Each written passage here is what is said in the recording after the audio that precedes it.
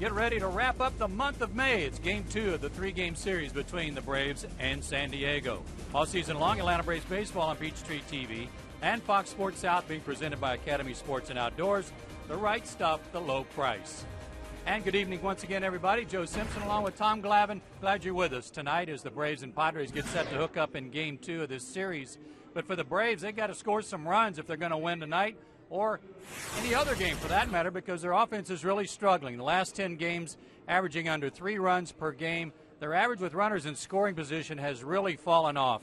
Only a 194 mark over those 10 games, and they've scored 2 runs or less in 7 of those 10 games. But Tom Glavine, one of the guys that seems to be helping on the offensive side since he got called up was Jordan Schaefer. Well, when you see some of those numbers where the team's been struggling offensively, what you try to do is try and manufacture the runs. And up until now, the Braves really haven't had anybody in their lineup that can do that for them. With Jordan Schaefer here now, he at least provides a spark and an ability to be able to do some of those things. He can run, he can hit for power, he can steal bases.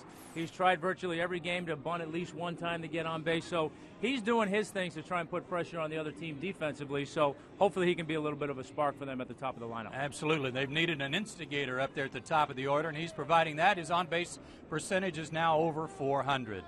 But when we come back, we'll talk about another good young player, and that's Mike Minor, who will make his 3rd start of the year. And he's coming off a good start in Pittsburgh. We'll talk about Mike Minor and his outing tonight when we come back.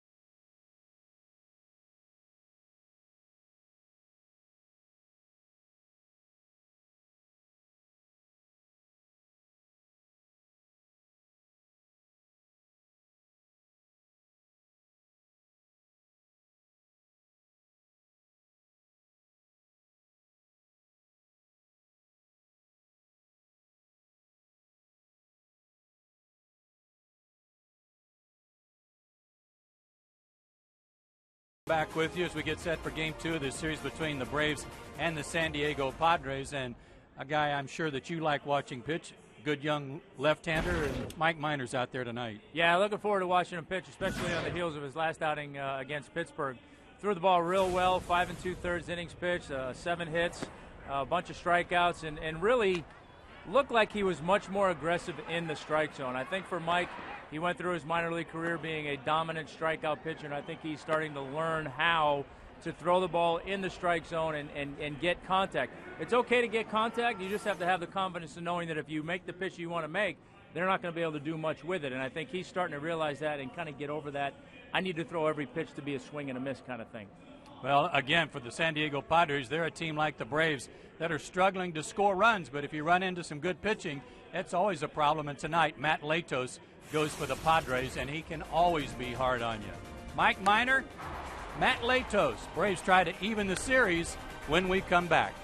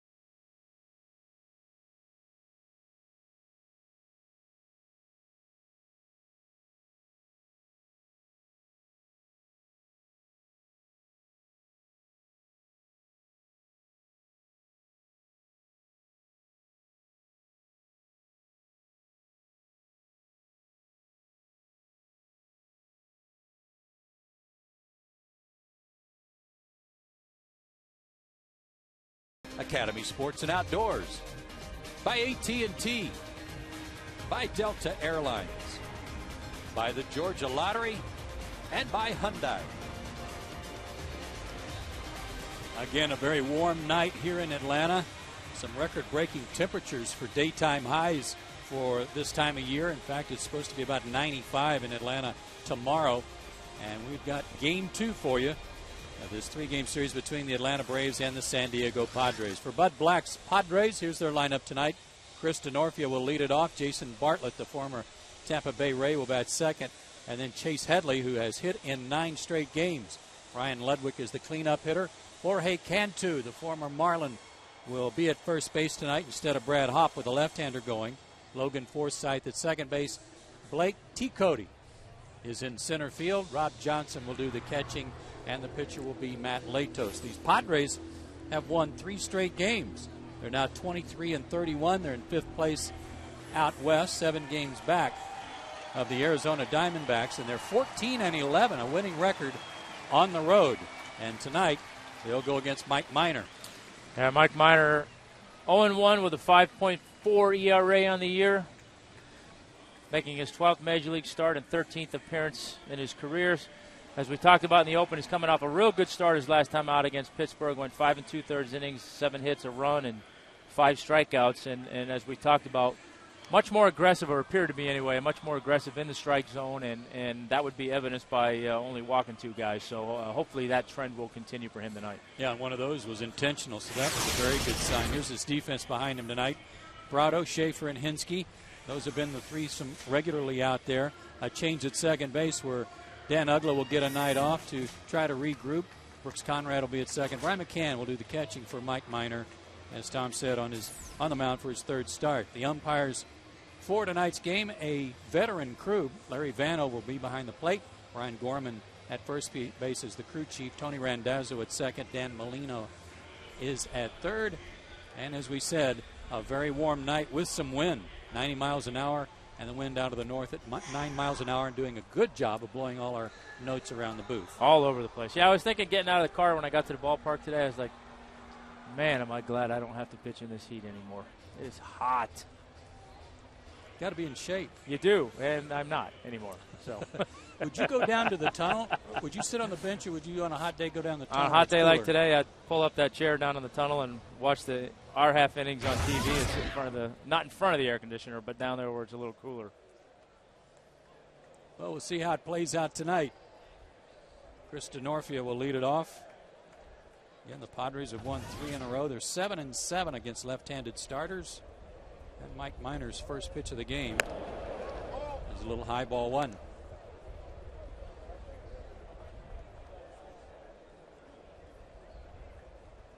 Chipper in at third base a little bit in case DeNorfia tries to bunt. And he takes a strike. But DeNorfia has really picked it up in the month of May, hitting .302 in the month of May this season, so he's gotten things going a little bit. Right back through the middle, base hit. Solid single for DeNorfia, so he's going to finish May on a good note too, with at least one hit. Right back to that fastball, and the first one was up a little bit. That one was down a touch, but still a little bit more up in the zone than Mike wanted, and DeNorfia did what you're always told to do. Hit it right back where it came from. And he will run some. Has 4 stolen bases. This Padres team doesn't lead the league in anything except stolen bases. And they lead the major leagues in that category. And they are 21 out of 25 this month. Well, for a team that's struggling offensively as well, that's one way to try and give yourself a few more opportunities.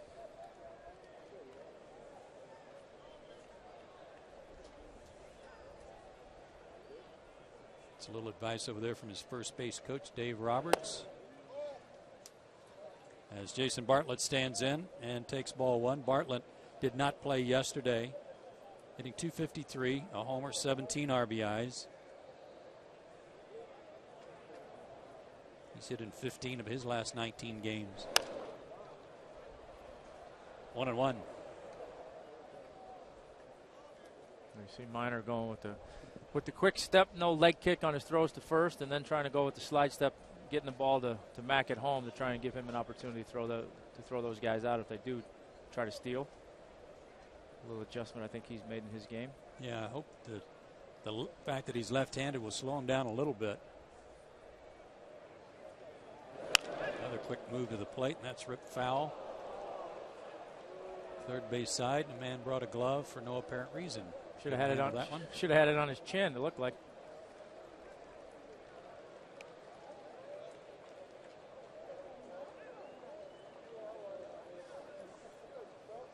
One and two the count.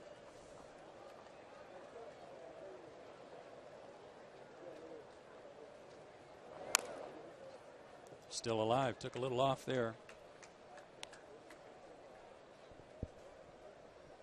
Mike had a good spring. At spring training, he was pitched 10 innings, only gave up 1 earned run.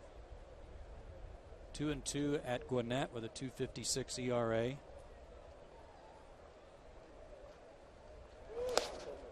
Nice stop by McCann, 2-2. Yeah, and to Mike's credit too, he had a good spring, was on the cusp of making the team. Really was going to go either way up until the last week of spring training when they decided on Brandon Beachy. And you always worry about a guy, particularly a young guy, but getting that close and then going back to the minor leagues and kind of pouting a little bit and not doing what he needed to do. But clearly by Mike's minor league numbers, he went down there with the right attitude and went down there to try and get better and hopefully get another opportunity, and here he is.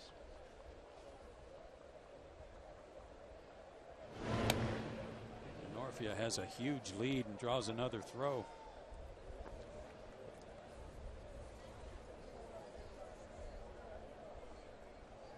Four stolen bases, 3 times caught stealing. to third. Chipper gets it in between Hop, but gets the lead runner. Can they get two? Oh, yeah. Nice turn by Brooks Conrad. 5-4-3 on the double play. And not an easy one. It was not an easy play. Like I said, Chipper got kind of caught a little bit in between. Wasn't sure to come get it or not, but picked it clean. Nice throw. Brooks with a nice turn and nice way defensively to start the game out. And that'll bring up the Padres' hottest hitter right now, and that's Chase Headley. 9 straight. His career high is 10 straight games. His average up to 269. And he's the subject of our Georgia lottery, hitting the jackpot. His last 7 road games, even better. 391 mark.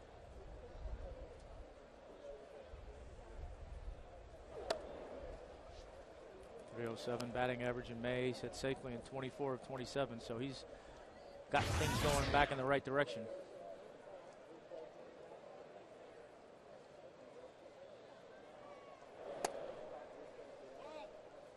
They've had to use or try some guys to find someone to hit in the third spot, taking the place of Adrian Gonzalez. Well, that's tough duty for anybody. Big shoes to fill right there. Yep. 3-1.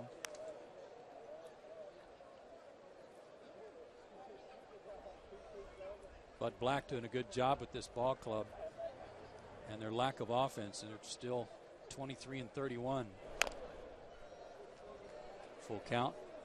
Well, they pitched really well, and I mean, Bud did an amazing job with these guys last year. I mean, they were in it to the last weekend of the season, and I don't think anybody coming out of spring training thought they'd win 70 games, let alone be in the thick of things the last week of the season. So he's done a nice job with these guys. Yeah, it came down to the Braves and the Padres for the wild card.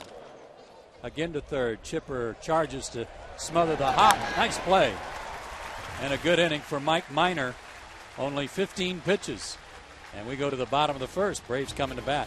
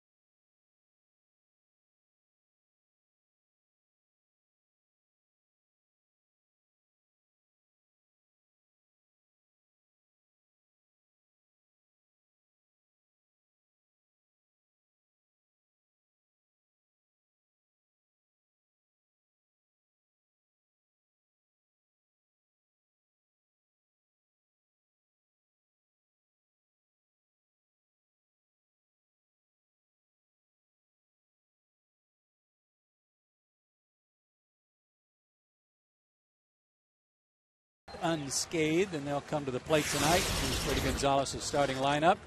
Schaefer, Prado, and Jones at the top. Brian McCann hitting cleanup. Eric Hinsky fifth. Gonzalez sixth. Then Freeman and Brooks Conrad in there. Conrad in at second base. Mike Minor will bat ninth. And they will face Matt Latos, who's on the mound for his 10th start. 10th start of the year, 2-6 with a 4.08 ERA. Big right-hander, throws hard. 92 to 96 is the high end on his fastball. Curveball, slider, change. Likes to use his sinker a lot to get ahead and behind in the count. And his first pitch is high, ball one. Yeah, 6'6", 225 from the Miami, Florida area, Coconut Creek, Florida. Schaefer sends that one in the air to shallow left center. On the run is T. Cody, and he'll make the catch. And the rest of the defense for the Padres tonight. Flanking T. Cody will be Ludwig in left and DeNorfia in right. Headley, Bartlett, Forsythe, and Jorge Cantu. At first base, Rob Johnson will do the catching. Latos was a highly touted prospect out of high school, but he dropped to the 11th round back in 2006 because of concerns teams had about his attitude. That'll do it. That'll drop a lot of guys down in the draft. He obviously has the stuff. You bet. Martin Prado steps in. Martin's hit in 19 straight games at home. One shy of the record, right? By his teammate? So. By his teammate, third baseman? 1-5. 1 for 5 yesterday, and a one-hop shot smothered by Forsythe. Nice play to rob Martin of a hit there. Pitchers always like to see this at any point in the game, but especially early in the game when you're trying to get settled in, you make a mistake and your infielder lays out and makes a nice backhanded diving play to save the base hit. It's always good to face Chipper with 2 outs and nobody on. Forsythe out of the University of Arkansas. Here's Chipper. 0 for 1 as a pinch hitter yesterday. Takes a strike. And on our Sunshine House leaderboard, All-Star voting announced as of May 31st. And Chipper second at his position. Behind Polanco, the Phillies. Brian McCann also second behind Buster Posey.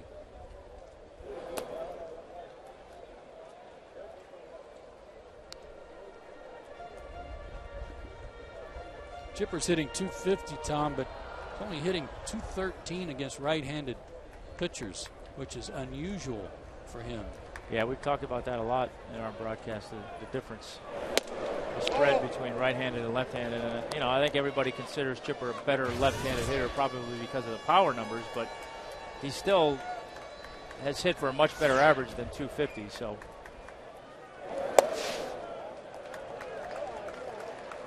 Oh, and 2 to now 3 and 2. And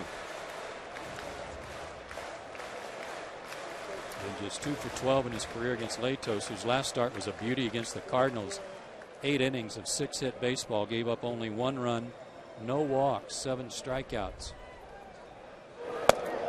Chipper lays off a good sinker, draws a walk.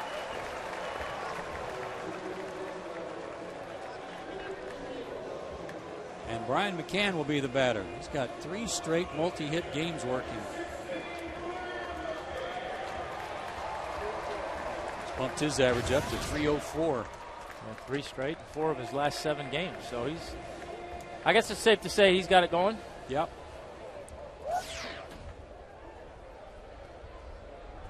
Six homers, 29 driven in. Not a moment too soon with Jason Hayward being out of the lineup. Makes a strike at 92. That's pretty good work. Yeah, I'd say so. What do you hit? I think right around 692. Yeah, 700, somewhere around there.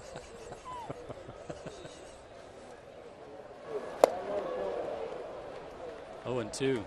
There's that 12-6 curveball that he'll mix in there from time to time. He uses it sometimes to get ahead in the count. Likes the backdoor in the middle of the count sometimes as well, and also likes to throw that hard power slider to the left-handed hitters in these situations to that back foot.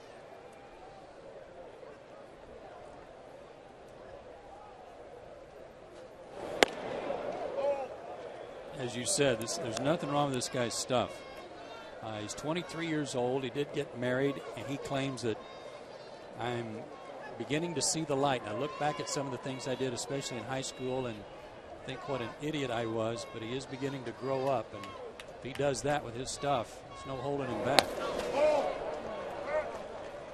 No, and you figure obviously he's got the size, he's got the stuff, he's got the makeup to be a good pitcher, and with all that baggage that kind of follows him around a little bit. At the end of the day, you still have to realize he's only 23 years old, and most of us were doing some stupid things at 23 years old. So hopefully he'll get that under control and not let it take control of his career.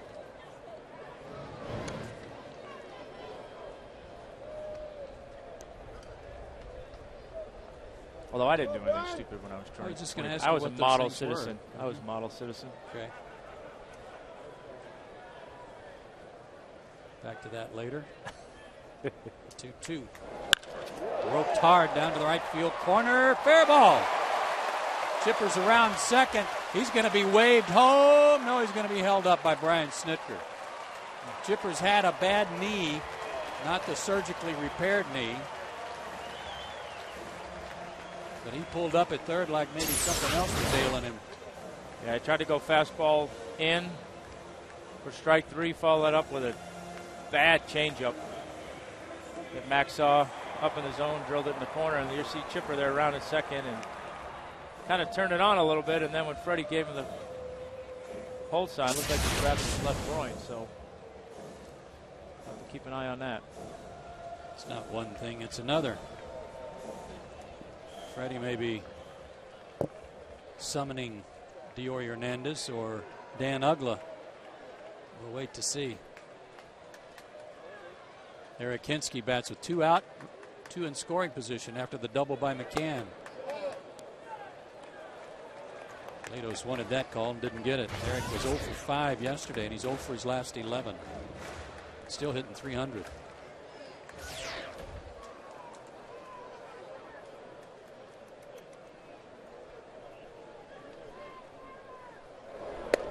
Another curve, and that one's a strike.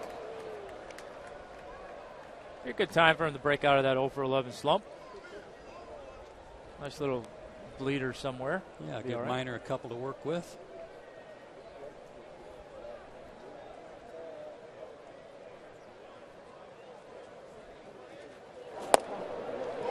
Two and one. It was funny, I heard an interview, I think sometime last week, with Freddie talking about Hinsky and talking about how things have changed, where he was going from trying to find a spot for him to get in there and get some at-bats to trying to find him a day off now. Change up 2 and 2. Yeah, I actually asked Eric today how he was. Said, "How you holding up?" He goes, "Good, good, I'm doing all right." It was right before the road trip, the last road trip. He said, "Man, I am so sore." Yeah, as I didn't sign up to play this much. Yeah. 2 and 2. Full count. Well, that was the same pitch you tried to get Mac on with 2 strikes and then followed it up with an awful changeup. So haven't seen that backdoor slider yet that he likes to throw in these situations. So I'd have to think he's going back to the sinker or maybe that backdoor curveball. And a base open, too. Took a little off, and it worked. Latos strikes out Hinsky and leaves runners at second and third, and that runner in scoring position average continues to suffer.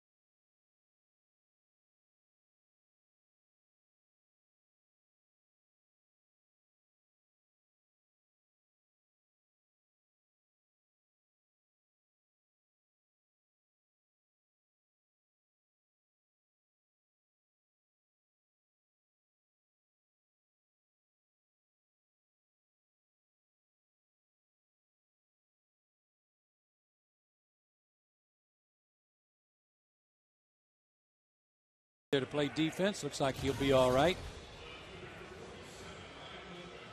And tonight, our SunTrust solid performance. And how about this? Former Brave JoJo Reyes snapped a string of 28 straight starts without a win, and last night a complete game effort. How about that, Tommy? Well, you know, figured he took matters into his own hands, went out there, went 9 innings. You know, they say he can throw a shutout and hit a home run.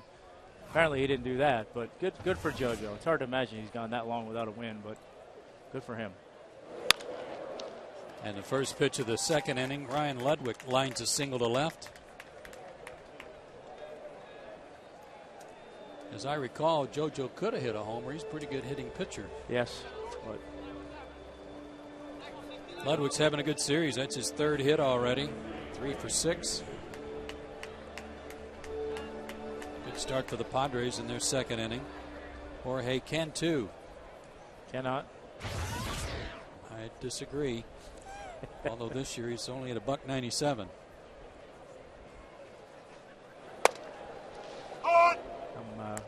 I'm only guessing here, but based on his career, I think that number's not going to stay there very long. Tough out. Unusual to see him hitting below the Mendoza line.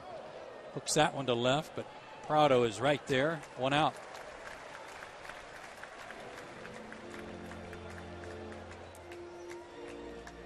And here's Logan Forsythe, who made that good play on Prado in the bottom of the first inning that proved profitable since Chipper walked and then McCann doubled.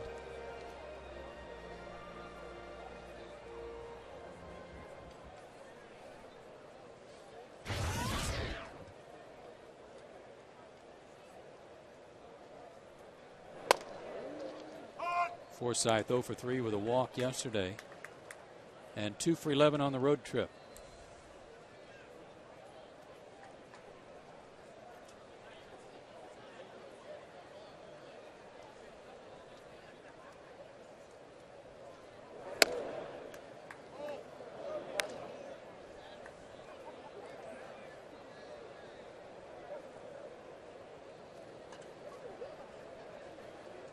Braves and the Padres have split the 4 games they've played against one another so far on the year. That's going to be out of play. San Diego is 4-7 against the National League East, and the Braves are 6-7 against the West. How about the National League West with Arizona leading out there now? Yeah. 7-game winning streak. Man. 9 out of 10.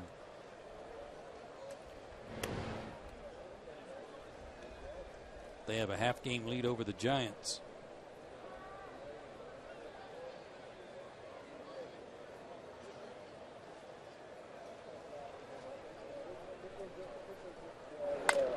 Off the thumbs, tough play for Conrad, but a flip in time to get Forsythe. 2 down. Ludwig winds up at second. He'll be there for Brandon T. Cody. Here's a look at the National League West.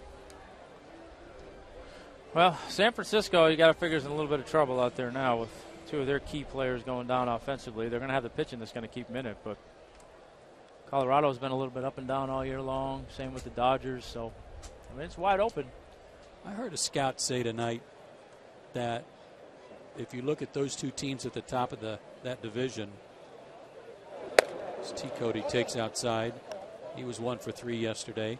Is that Arizona has a very young lineup. The Giants have a very veteran, if not old, lineup, and that through the course of the summer that may really work to Arizona's advantage.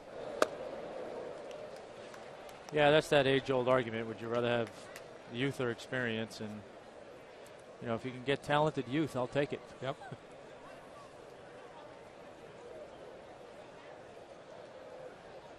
And sometimes those young guys are not smart enough to realize they shouldn't be doing the things that they're doing. They don't know they're tired. Change up. Missed outside, 2-1. And McCann out to talk to Minor, maybe to make sure they got the signs right.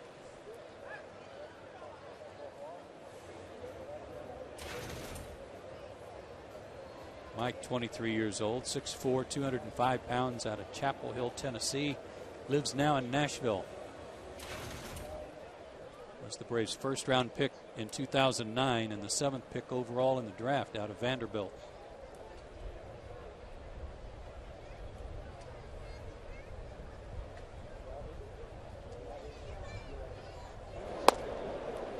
Just missed.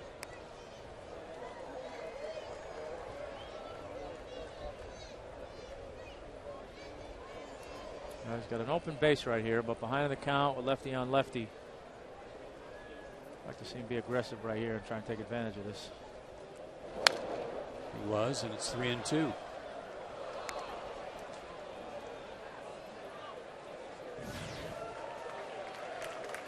That's Rob Johnson, the catcher, on deck. 2 for his last 22.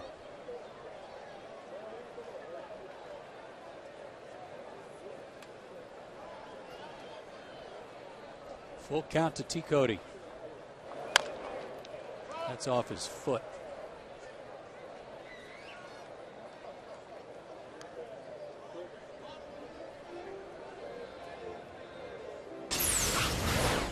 Tried to go fastball away, and it drifted on him a little bit, but I don't know if that hit his foot or not. He's acting like it did, but yeah, I'm gonna say it did. It wasn't a definitive blow. Must have hit him right on the outside. But like any good rookie who just got called up, he's still going to try to run it out. Hobbled though he may be. And he lost him. First walk for Minor. Comes with 2 outs, and Rob Johnson, the catcher, the batter.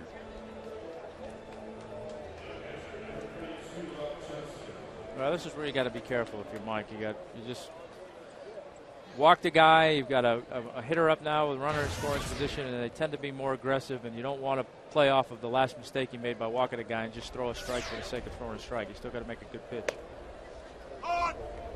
And he gets ahead, 0-1.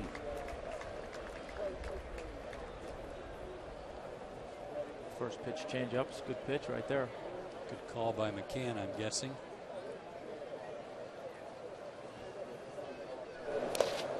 In the dirt. That'll be a wild pitch, and 2 runners in scoring position with 2 out.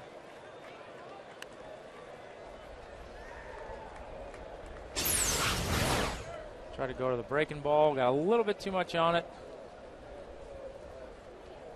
Kind of yanked it down into the right-handed batter's box, and Mac didn't have much of a chance on that. Now, same thing here. For him, emotionally, mentally, he's got to let that pitch go and still know that if that pitch should come up and it's the right pitch again somewhere during this sequence, he can't be afraid to throw it based on throwing the wild pitch right there. Right back to the mound. Should be an easy play, and it is. Nice job by Minor. He leaves a couple stranded. We go to the bottom of the second, scoreless.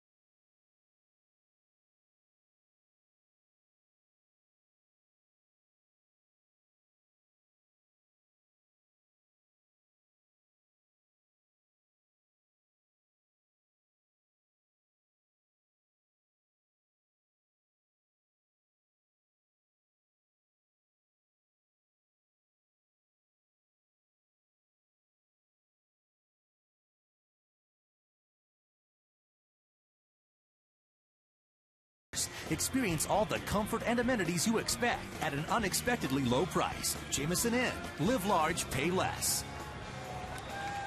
We go to the bottom half of the second inning and take a look at tonight's Jamison Inn upcoming schedule.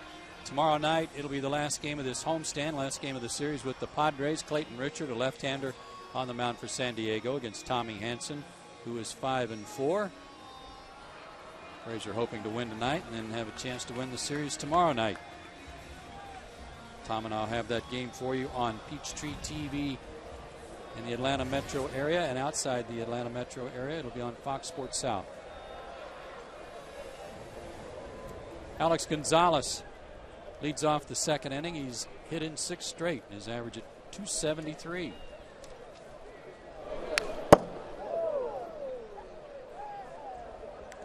Big hack at that first fastball, 0-1.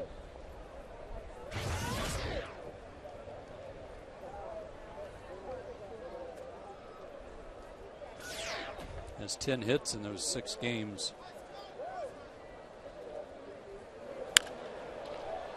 High in the air to center. T. Cody has plenty of room. And there's 1 out. Fans get great seats and a great deal to see the Braves take on the Padres tomorrow night with a Toyota 2 for $30 Wednesday ticket special. Save 38% off the regular ticket price. And to order, buy in advance at 1-800-745-3000 or online at braves.com/ticket specials. And those seats are outstanding.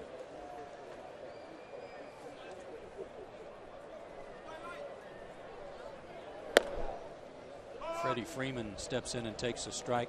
Those seats that are available for 2 for $30 are the seats that are closest to the field in the outfield, like flanking the bullpen, Braves bullpen.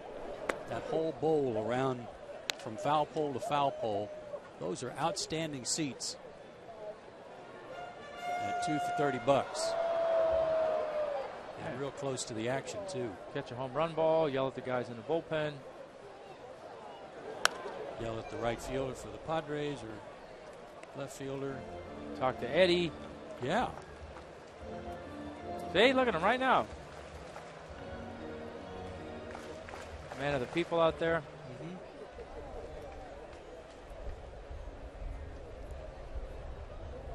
One and two to Freeman.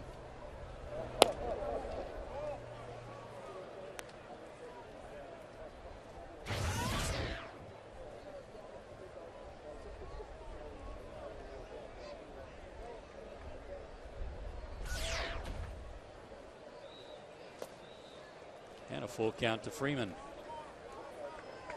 Freddie was 2 for 4 yesterday and having a good homestand, 5 for 15 with a homer.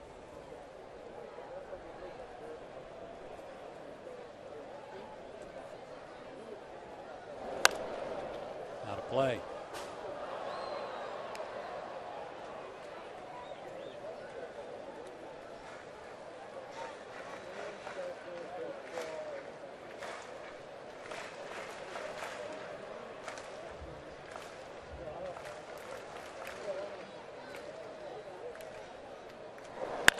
Hard hit, but again, right at Forsythe. Tough luck there, 2 down.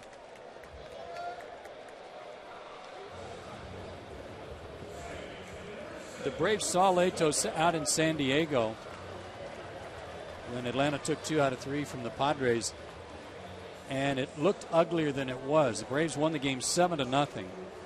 He went 5 innings and gave up 7 hits and 6 runs, but of the 6 runs, only 1 was earned. Walked 1, struck out 5.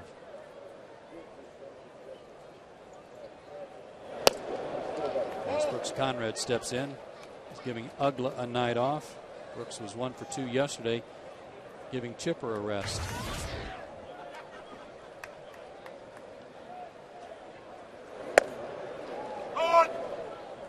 One and one. He's going to get his opportunities like that. You know, that's one of the things the managers always try to do with their bench guys is get them an opportunity to start here and there. And for Brooks on back-to-back nights, I'm sure he's welcomed the opportunity. Didn't go. 2 and 1.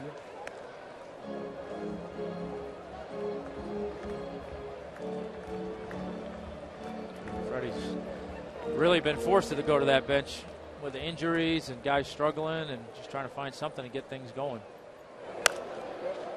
Popped up and out of play. Rob Johnson, the catcher, had no idea where that went. 2-2.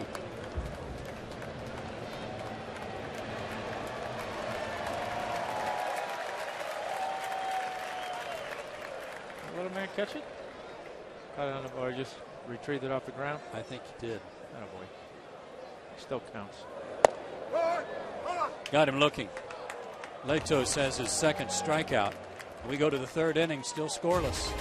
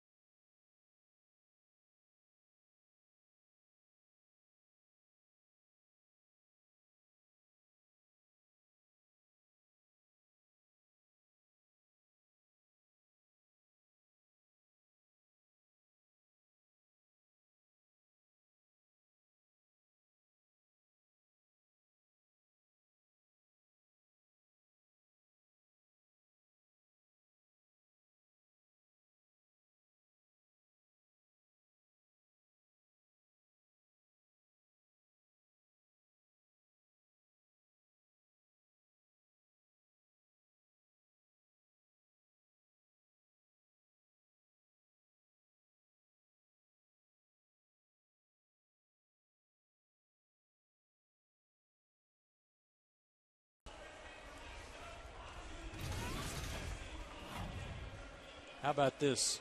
A lot of commencements going on in colleges around the country. And today, our own Hank Aaron received an honorary doctorate of humanities from Princeton University, awarded for making America a better place with his, quote, imperishable example of grace under pressure, unquote.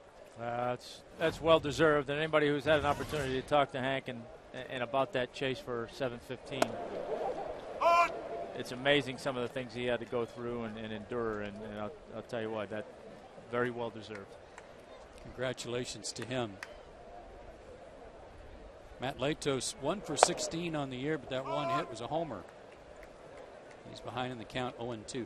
I'm sure that at Princeton, Hank had to wear, those real pretty robes, flowing robes with all kinds of pretty stuff around his neck. I just hope they made him wear one of those funny hats. Oh, absolutely. Flat little felt hats. I'm sure they did. I'll bet he was decked out.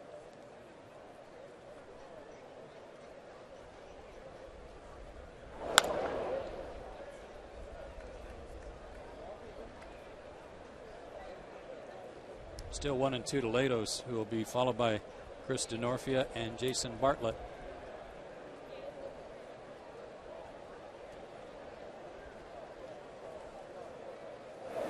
Struck him out. First one of the night for Mike Minor.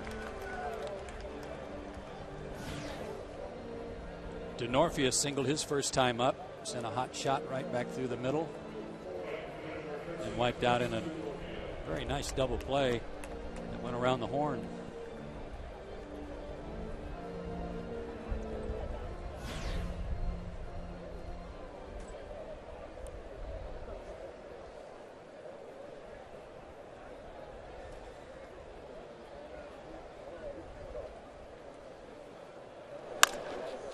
First pitch swinging, 2-hopper to Alex, 2 out.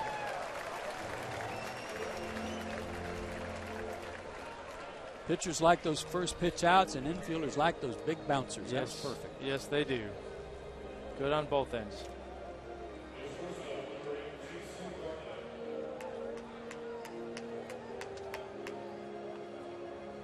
Jason Bartlett had a good at bat in the first inning before hitting into that 5-4-3 double play. He is 2 for 13 on this road trip.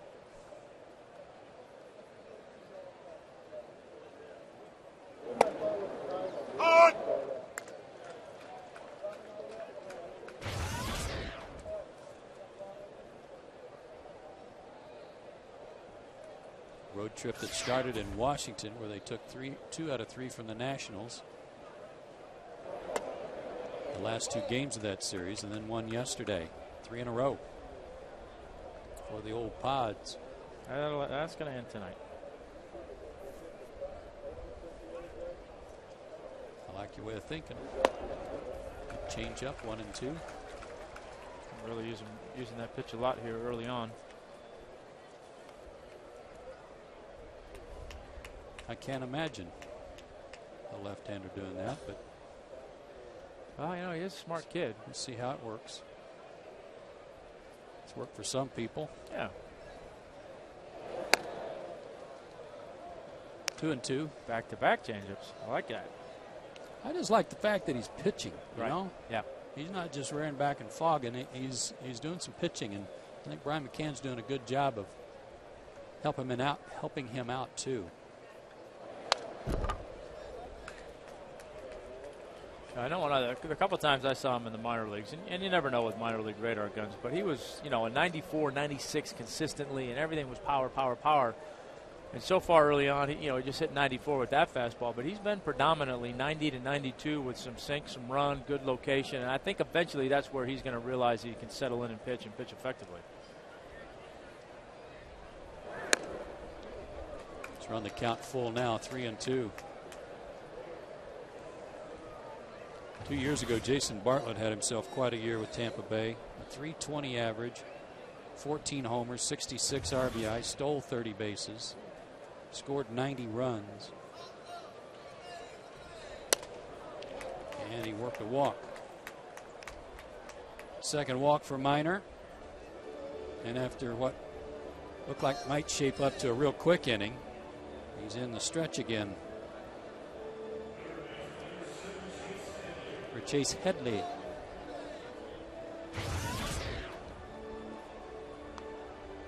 Looking to extend a 9-game hitting streak.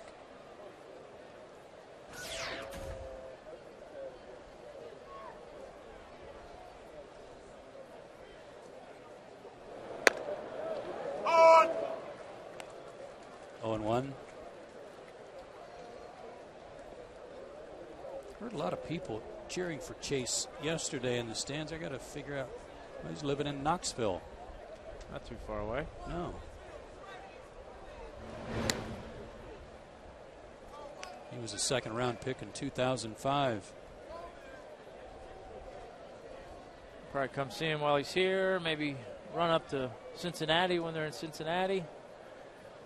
Started his college career at the University of Pacific and then transferred to the University of Tennessee, where he was an All-American. Sounds like he made a good choice by transferring. Yep. 6'2", 200-pounder.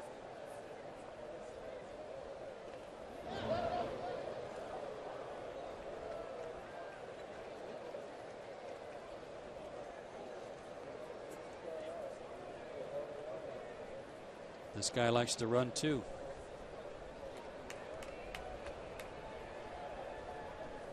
Good lead for him. Not going, and a drive to deep left center.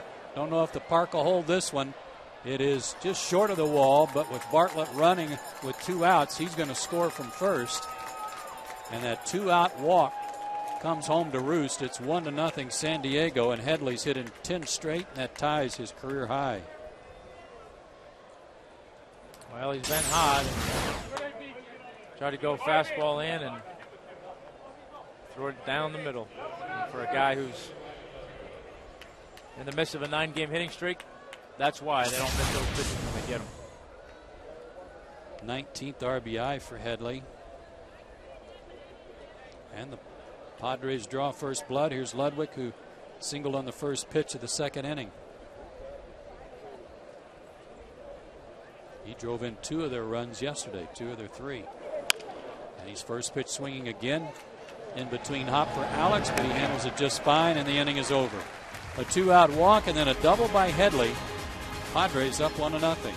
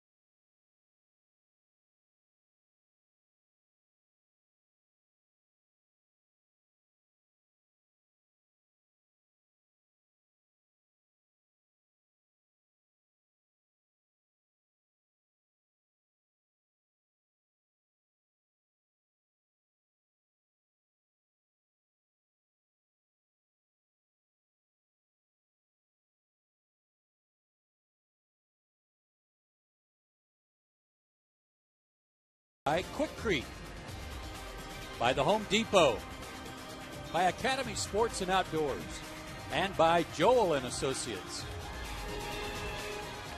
1-0 San Diego, bottom half of the 3rd inning. Mike Minor will lead off for Atlanta. Minor, Schaefer, and Prado due up on a hot, albeit breezy night here at Turner Field. Joe and Tom with you, and glad you're with us tonight. Game 2 of this 3-game series.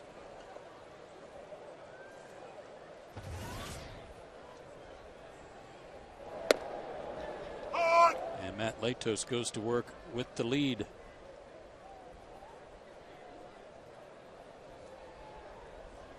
This guy was 0-4 in April. That's no big surprise.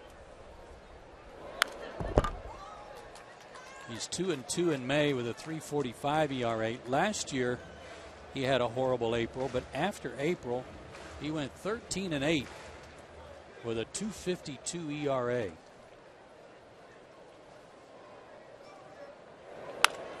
Oh, a little soft line drive on an 0-2 count, base hit for Mike Minor.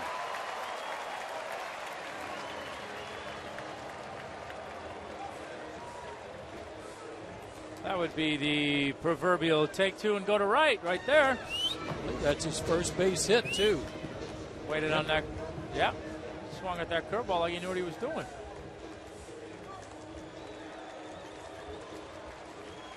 First of many. Curveball down and away that just kind of kept the hands back on it and served it into right field beautifully. Then Douglas sitting in the dugout going, are you kidding me? Yeah, you always have a hitter sitting there on the bench saying, come on, really? Jordan Schaefer flied out his first time up. Oh, and a 1-hopper right back to Latos. If the ball found his glove, and they'll turn it into 2.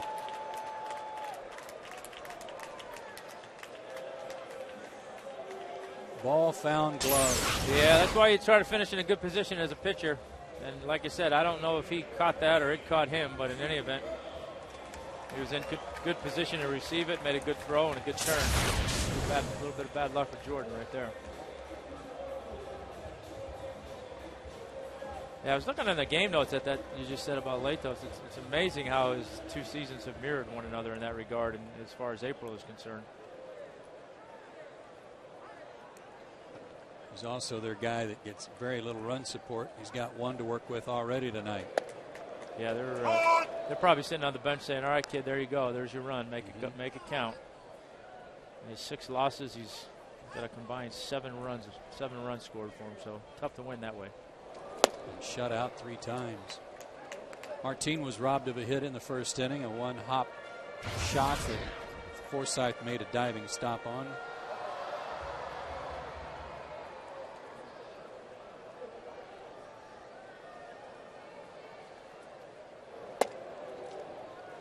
One and two. I see why they like him. I mean, he's got good velocity. He's got a really good curveball. He can bring that change up along a little bit as he goes. Got a chance to be pretty good.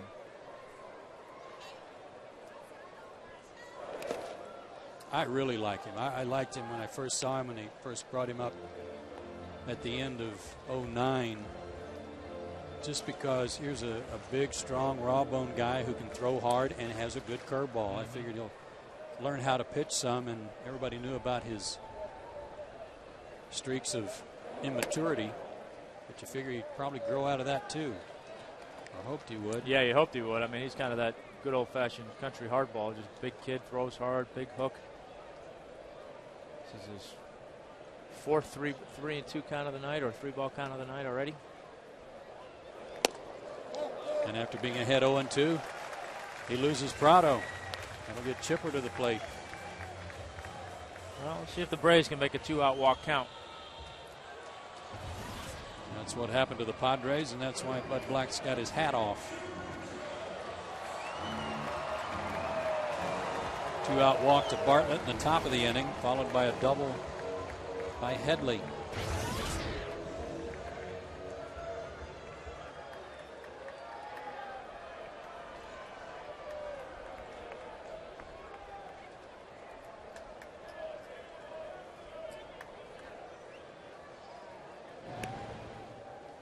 There's always an old saying about a team's offense. If you've got, 4 or 5 guys going, you don't need everybody. If you got 4 or 5, you're okay.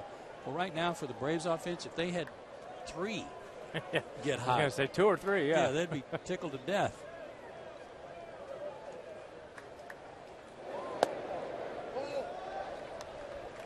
Yeah, no, it's a luxury when you got 4 or 5 guys going at the same time. That's when you're consistently scoring 4 or 5 runs a night. Sometimes you'll score 7 or 8, but when you've only got two or three guys going, it's tough. And right now, that's about where the Braves are. Martin and Mack. The rest of the guys have kind of been. Yeah, Hinsky was. Hinsky's cooled off a little bit. Gonzo's hit in 6 straight. Chipper had it going for a while. Now he's kind of struggling through a little bit of a streak here too. So it's tough when you've got that balance that you're trying to find. And he's fallen behind Jones 2-0 after walking him in the first. Braves had 2nd and 3rd and 2 out after Chipper walked in the first inning. McCann doubled into the right field corner, but Hinsky struck out. And Johnson out to talk to his pitcher after Latos missed with 6 straight.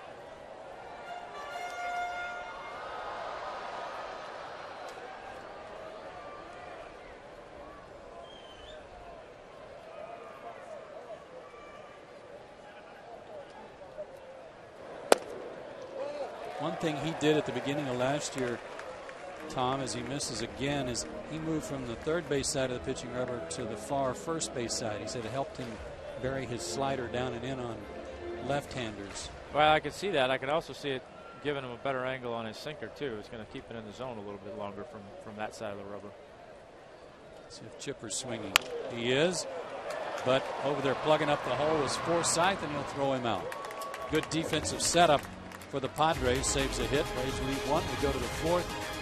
Padres lead it 1-0.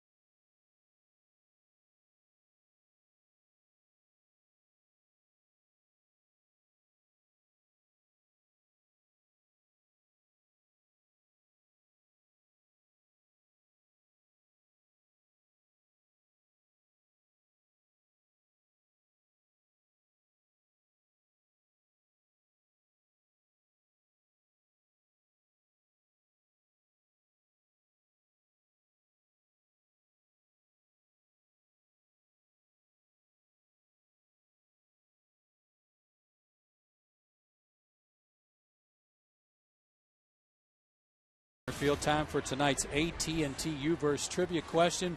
Put your thinking cap on, Mr. Glavin. Chipper has 53 career hits in extra innings. He's the active leader. Since 1980, who has had the most hits in extra innings?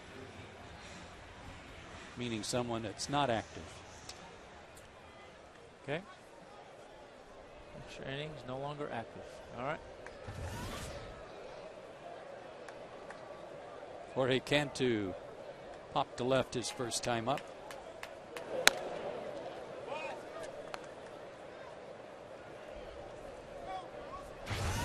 Gretchen doing the question tonight? That would be Paul. Looks like Paul had to dig deep tonight. I don't know. I mean, with the Padres in town, my first guess would be Tony Gwynn, but I like that. seems too obvious, as always. But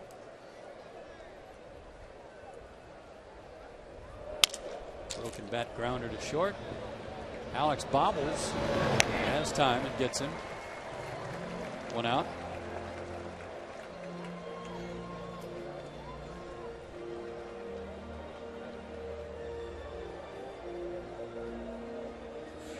Washington's jumped on Philadelphia tonight. 5-0 after 3 innings. Jumped on Cliff Lee. Jason Marquis looking for his 6th win tonight for the Nats. is it me or is Cliff Lee either throwing a shot out and punching out 12 or just getting his brains beaten? There's been no in between. 4 1/3 or 8 2/3. Coming into play tonight, the NL East has Philadelphia at the top by 3 over Florida, 4.5 over the Braves.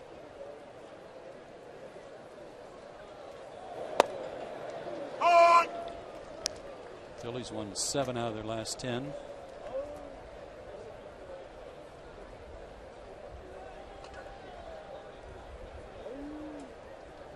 I think that last pitch is what Mike's going to have to do a little bit more here the second time through the lineup.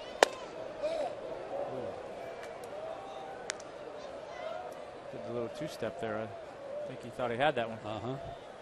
Pretty good pitch, 93. Just missed. 1-2. Forsythe grounded out his first time. It lines this one toward the gap in right center. Schaefer over to cut it off and hold him to a single, but a loud single from Forsythe. He's at first with 1 out for T. Cody, who walked his first time up.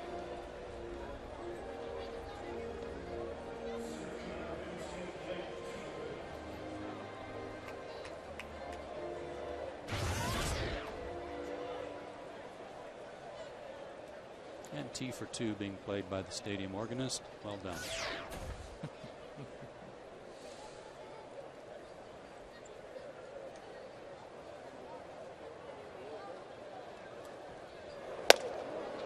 Swing and a miss.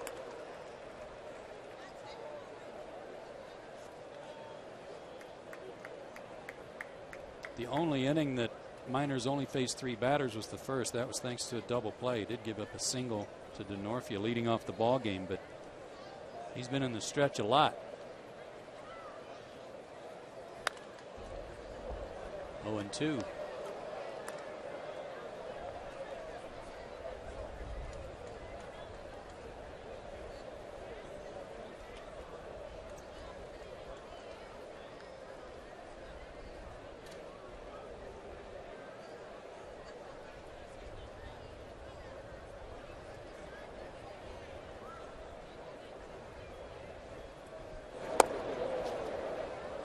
Off a breaking ball.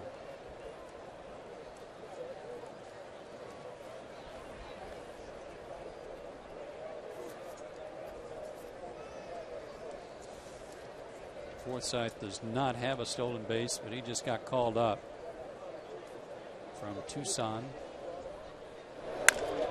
That's foul.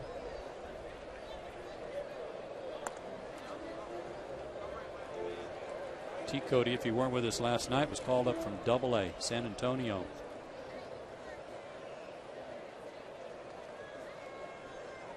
See a little bit more of that nowadays.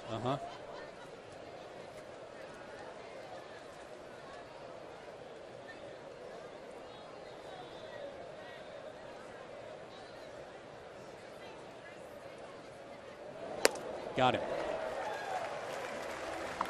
Second strikeout for Mike Minor, and Johnson do the batter with 2 out. Following that last slider that was fouled off, came back with the hard fastball away. A little bit too much to catch up with, and that's an area that, you know, I know the numbers are a little bit skewed because Mike hasn't faced too many left-hand hitters, but right now lefties are hitting 625 off of him, and that's certainly something that he's going to want to get under control. And how is he going to do that? Well, you know, it's tough because, again, I think sometimes those numbers are a little bit disproportionate because you don't have. I haven't seen that many. It's only 5. You know, guys are 5 for 8 off him, which obviously is not good. But I think it's going to be twofold. He's going to have to get more confidence in that whatever off speed it is to get them away, but he's going to have to start pitching them inside a lot more. I know for me, early on in my career, I struggled against lefties too, and it wasn't until I made up my mind that I was going to start throwing my changeup to lefties that it turned around. Base hit for Johnson going the other way. Forsythe digging around second. He'll make it to third. They're on the corners with 2 out. As Johnson just served that one to right field.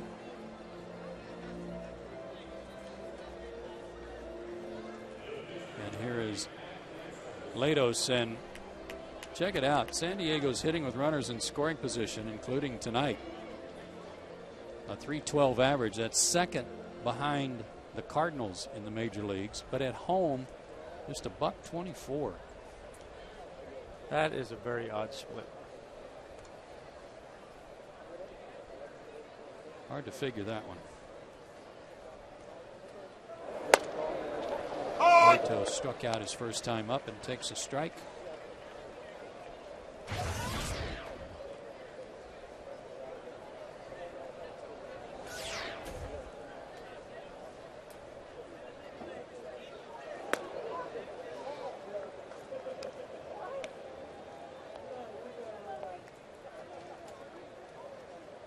I actually need to correct that. Actually, their hit to drive in the run was with a runner at first base. He wasn't in scoring position when Headley hit the double and drove in Bartlett.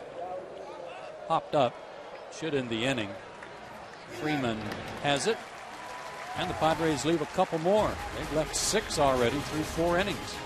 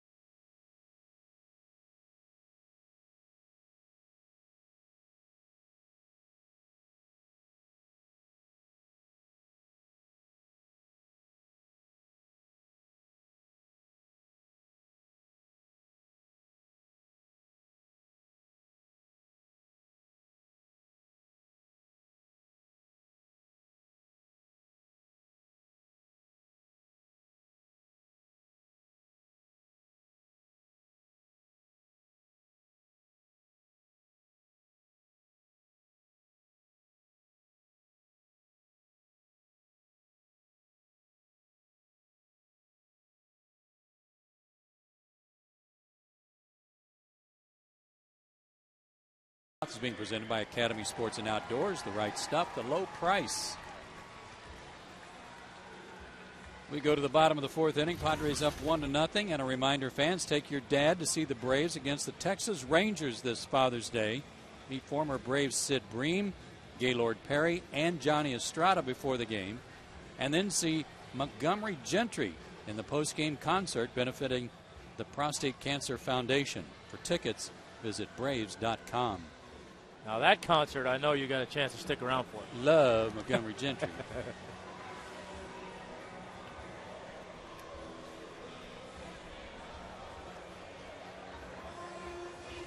And it'll be great to see Sid and Gaylord and Johnny Estrada back at the ballpark too.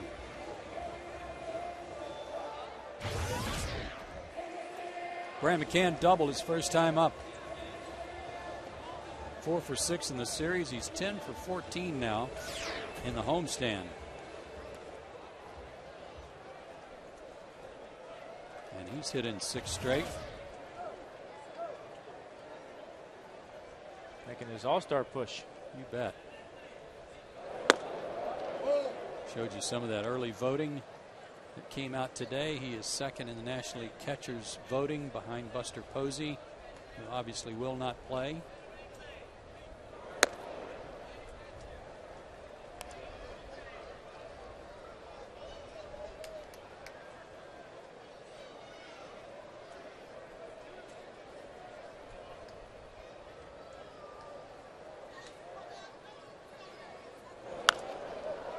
Had a good cut at a 2-0 pitch, but fouled it back.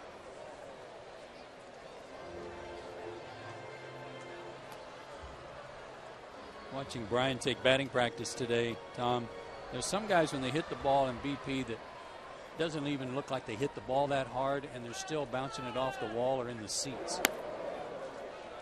Yeah, just amazing how the ball jumps off their bat. Yeah, that's when one of them. That's how you know they're locked in. It just looks effortless, and everything is in sync and in stride. And like I said, it just hits the bat, and phew.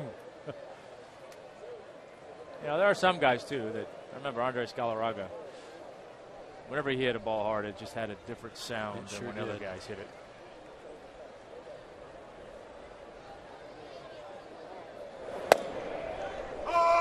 Strike 2. Good spot it looked like from Latos at 94. Full count. Another 3-2 count.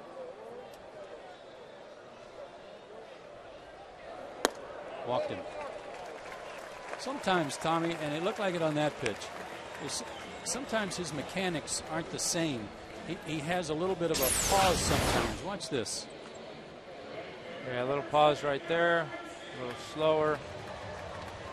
And then, but after that pause, he kind of then speeds everything up, and he doesn't do that every time. Now, you wonder if sometimes when he's taking a step back, if he's getting his foot into the rubber wrong or in a different place, and he's just trying to reset himself. Braves have their leadoff man aboard. Here's Hinsky, who struck out his first time up. Oh! 0-1.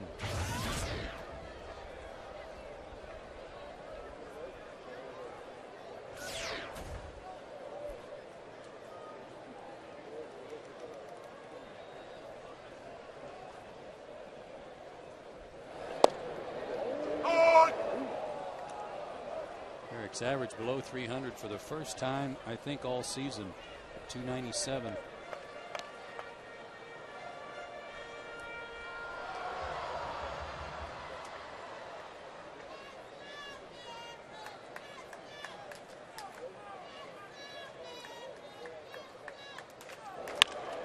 Tried to pull it through the hole and got under the glove of Forsythe. He recovers, but not in time.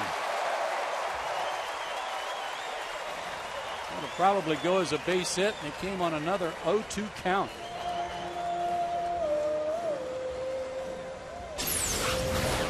The 0-2 breaking ball, and Eric fooled a little bit, but kept his hands back, put it in play, and Forsythe got the glove on it, but wasn't able to get it in the glove, and we're still waiting on the official scoring.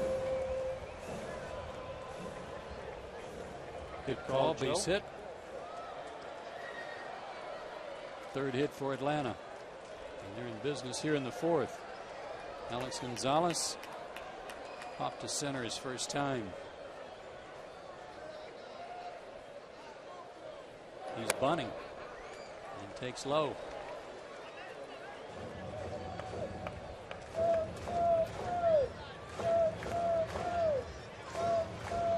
And Snitker with the signs. Got to make sure everybody's eyes are on him when he's giving them.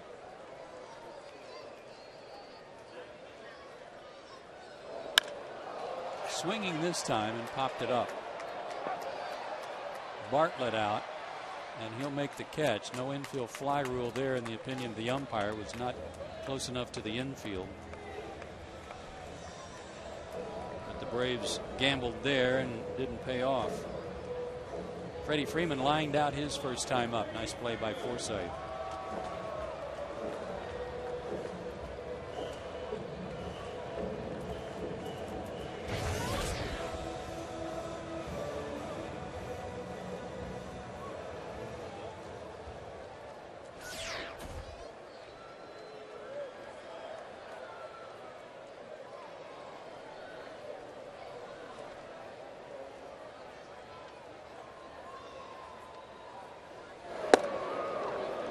Showed you that number at the beginning of the broadcast, some of the numbers for the Braves and their offensive woes lately, and one of them was hitting with runners in scoring position over the last 10 games, and it was under 200.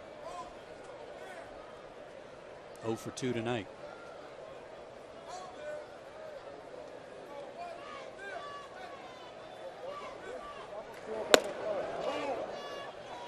One and one. Well, that's the kind of thing too. Those little stats, those little situations like that. That's the kind of stuff that kind of permeates into the dugout down there, and you know you're struggling. You know you can't get guys, get that key base hit, and it just after a while it starts to wear on you, and you hope that it doesn't get to that point, but sometimes when you're struggling for a prolonged period of time, it can get there. Just a bad ball there, 1-2, and I think it makes guys start trying to do too much, trying to pick up the slack. Yeah, it's hard to be patient. It's hard to be patient, guys. You're right. They take on too much, try to do too much. Much like when maybe you have some guys out of the lineup, and then guys try to pick up the slack, and they start trying to do things they're not capable of doing, and it just sets everything in motion to where it just guys are going to struggle.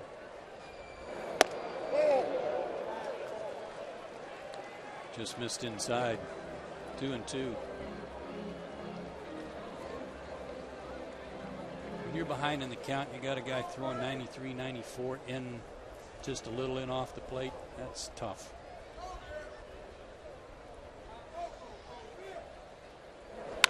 Line toward the gap. That's going to get down. That'll at least tie the game. And the big Diesel is on his way to the plate, too. Hinsky chugging around third. The throw off the mark. Braves lead 2-1.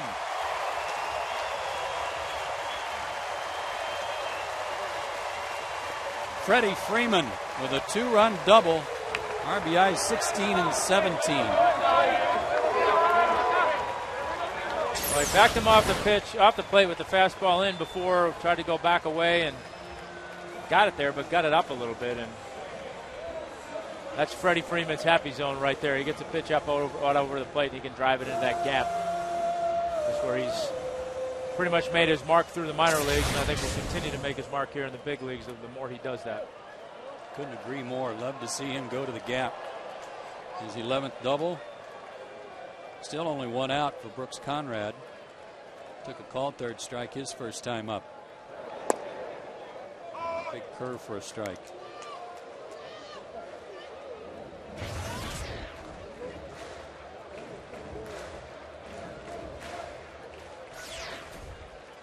Leadoff walk got all this started.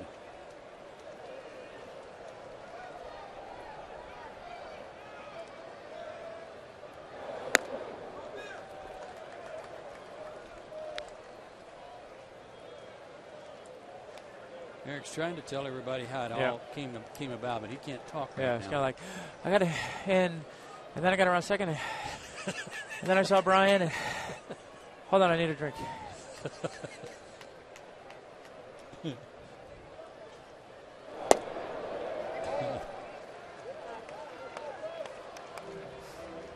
Two and one to Conrad. You can do all the conditioning you want. I don't care what you do. That run from home to third or first to home, that's a long way. You know it is, and a hot night, too.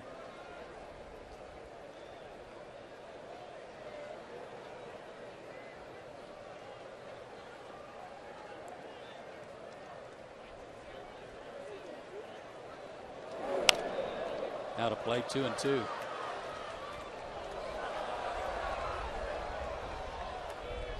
This is a situation where Brooks has got to expand his zone a little bit with the pitcher on deck.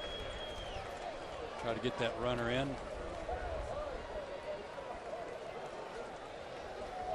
Yeah. Another one of the reasons why batting eighth is so tough. Yeah, you just don't. I mean, you don't know what you're going to get right here. You might get a slider in the dirt. You might get a fastball down the middle. I mean, you don't know. Fights that one off. Headed toward the seats. Headley over to have a look, but it's out of play.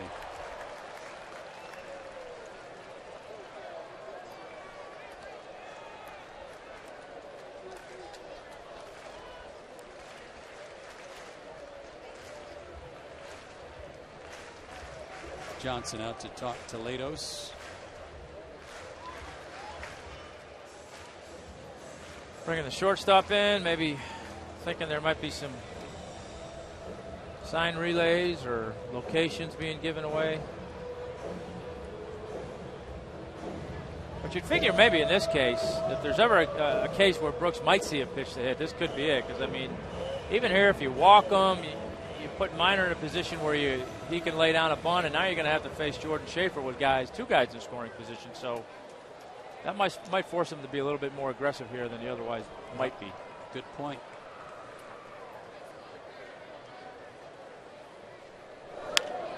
Got a fastball and popped it up. Forsythe calls off Cantu and makes the catch in fair territory.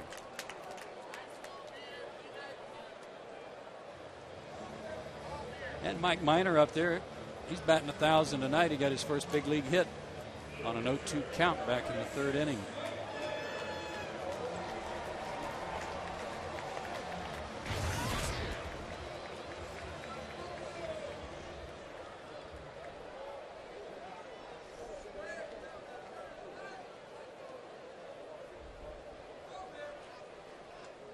A walk, a single, and then a one-out double by Freeman has put the Braves on top. Don't think he's going to see a first pitch fastball here. And he did. But he did, and got a piece of it. Good for him. He was ready for it.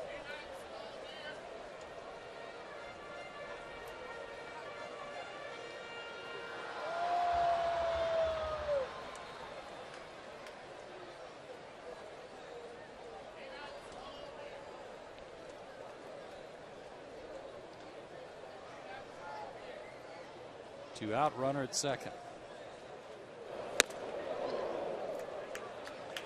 Just a touch tardy, 0-2. 94 up in on the hands. Trouble was he swung about 88. I was going to say, as far as he was concerned, he was right on it.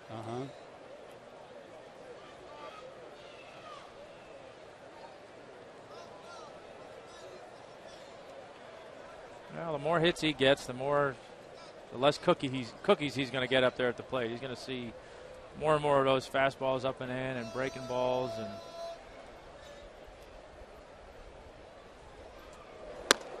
And struck him out. No cookie there. Braves get two on the double by Freddie Freeman.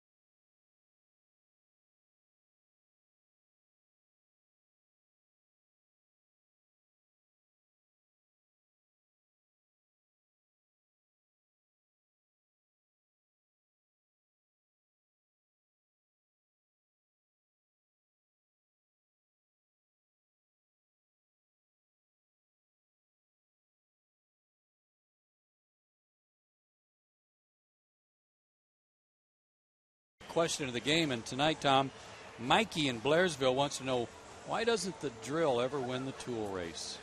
Well, there's a lot to break down here, but, I mean, every race, you think he'd be ready for it by now, but right out of the gate, somebody knocks him over. And then you see that big Band-Aid. He's obviously injured. Looks like he got a cortisone shot in the temple or something there. So that can't be good. But, I mean, I don't know. You have any thoughts? Well, I'm just looking at him right there. I think his bit's too heavy. Well, that could be the case. I mean, he just, he tries and tries. He might be the fastest guy on the track, but it just seems like there's always a little something set up for him. Tonight, he got the brush off. Yeah, nobody ever wants to let him draft, that's for sure. They're all looking to bump him and spin him out of control. But, hey, it's he really keeps plugging away. I think he's going to win one here soon. Let's hope so. Top of the order for the Padres. Chris DeNorfia has singled in 2 trips.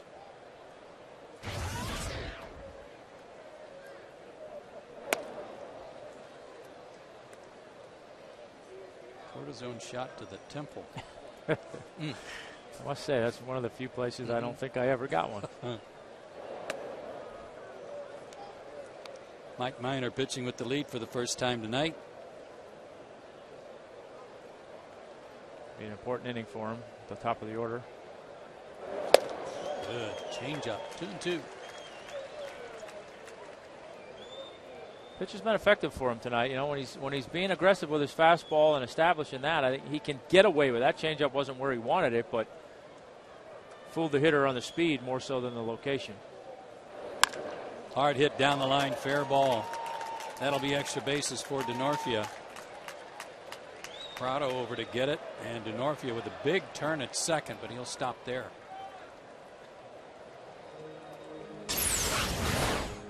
Well, I talked about how he needs to go in a little bit more second time around, and I think that was the right pitch right there. He just didn't get it in enough, and I think that's the kind of thing that he's going to have to continue to implement more and more into his game, and not necessarily just a 2-strike pitch. You can go in there for strike 1 or in the middle of the count, not lock yourself into always going in there when you're ahead and maybe trying to sneak that strikeout pitch in there.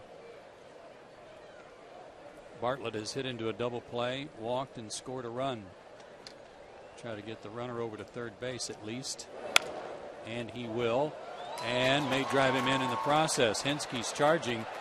And because of the late start for DeNorfia, he'll only make it as far as third base. But a good job by Bartlett. They're on the corners with nobody out. And that pitch there was a good pitch. He got that pitch in. That was just a good piece of hitting right there. He pulled his hands in and got just enough of the barrel of the bat on the ball. It's kind of somewhere between the handle and the barrel. That pitch, if he doesn't pull his hands in as good as he does, that ball jams him off the knuckles, and maybe he advances the runner, but he certainly got an out. And here's Headley, who drove in the only run for the Padres so far tonight with a double in the 3rd inning. Grounded out in the 1st.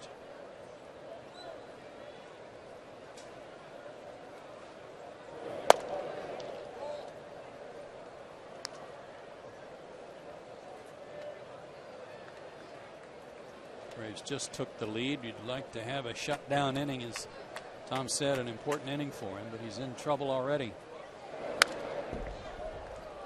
Got away with that one, 1-1. And this is the inning where this situation where you got to manage your expectations a little bit. Right now, I think you trade a run for 2 outs and stay out of the big inning and still keep your team in a chance to win the game. Obviously, if you can somehow, get a strikeout here or a pop up where the run doesn't score, then you can start thinking more in terms of getting out of the inning without any damage. 2-1.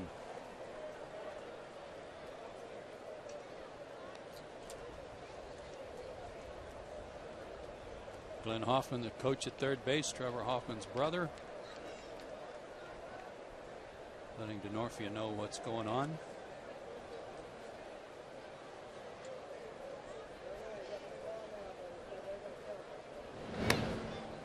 They've got Bruce Benedict's son Griffin as their bullpen catcher too, right? Yep. Hard to believe. I think the last time I saw Griffin, he was my son Keenan's age, 2 years old or somewhere in that neighborhood. And Bruce was at the game last night. or yesterday afternoon.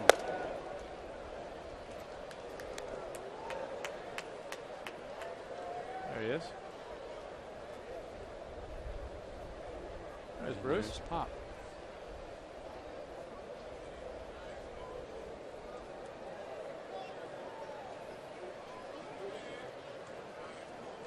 Three and one to count. Might be 2-1 hopper. Out there, out there. They get the double play and concede the tying run. No RBI. 2 outs, nobody on for Ludwig.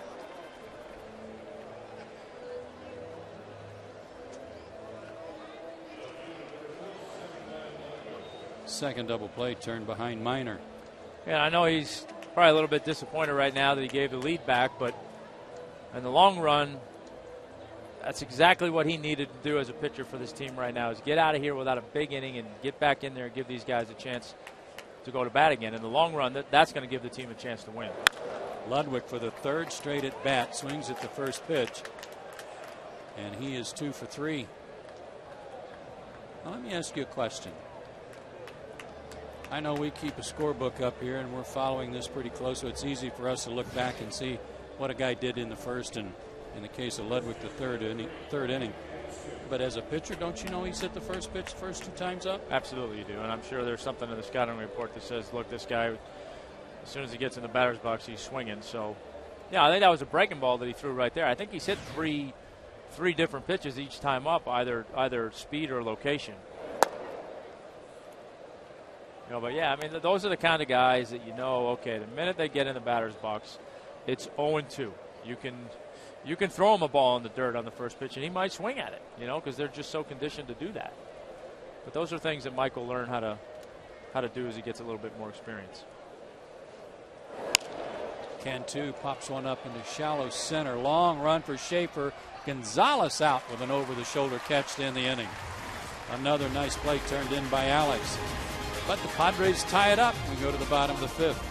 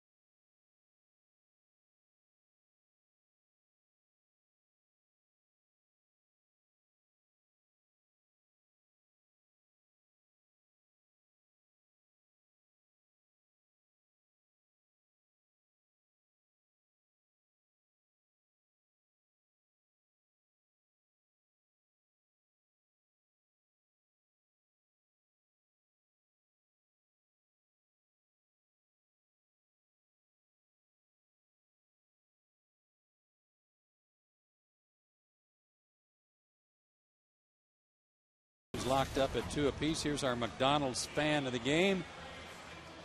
They went all out tonight. Shirts, face paint, got it all working. They got it all, that's for sure. I wonder how long it takes to get that stuff off. That one girl on the right even had glasses painted on her face.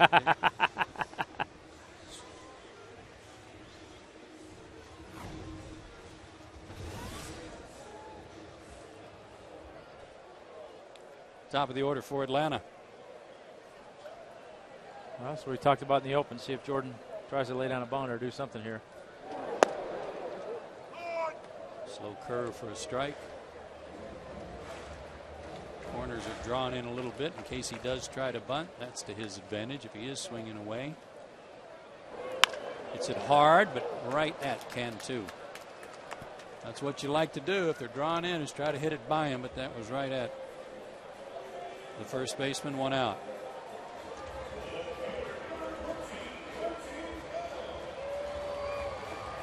Prado tonight has grounded out and walked. You know, he's been out there just about every inning, too. And I asked him tonight before the game how he was doing, and he said, okay. He's not going to tell you otherwise either. He didn't say great. He didn't say I'm hurting. He said I'm okay. But you mentioned earlier, Tom, something about Freddie trying to find guys on the bench to give different people some days off. There are times where the only people that know are Freddie and the players, but we don't know that some of the guys have some aches and pains that are really bothering them and need a day off. Yeah, there's a lot more that goes on down there that goes into the decision of why guys are getting days off than we will ever know. And you know, to a lot of guys' credit, they'll go out there and play and try to play through things. Martin sends that one foul down the right field line.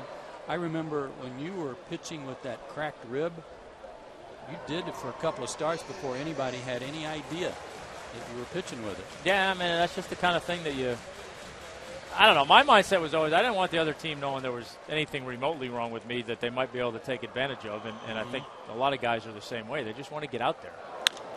Prado sends one in the air to left center. Might be hard to see, but T. Cody's got it. 2 out. You have to factor in with guys, you know. It's like you always hear, and we always used to talk with Chipper about, you know, Chipper Jones at 80% in the middle of your lineup is better than a lot of guys at 100%. And I think a lot of guys have to factor that in. Martin Prado, you know, maybe he's dinged up, banged up, a little bit tired, but, you know, 80% of Martin Prado is better than a lot of guys across the board. And you just want them to get out there and do what they can. And it may not be spectacular all the time. Chipper hooks one foul. You know, and for Freddie right now, he's struggling, like we said, between Jason Hayward being hurt and you know, Dan struggling a little bit, and he's got to be careful about not giving Brian and Chipper the night off at the same time. Right. So there's a lot going into it right now.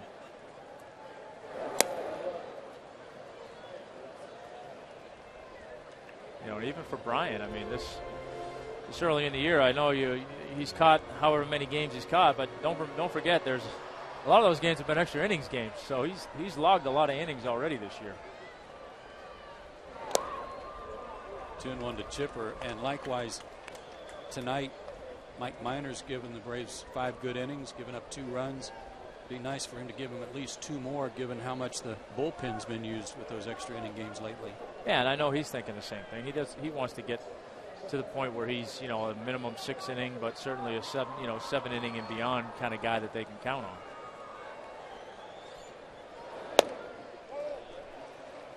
That one just missed. 3-1 now to Chipper. Jones tonight has walked and grounded out.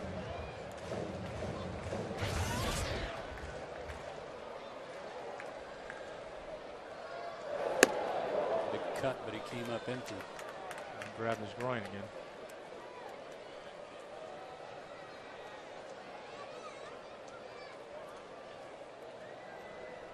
He just joined us. He was on base when McCann doubled in the first inning and pulled up a little lame at third. And now he walks with 2 outs.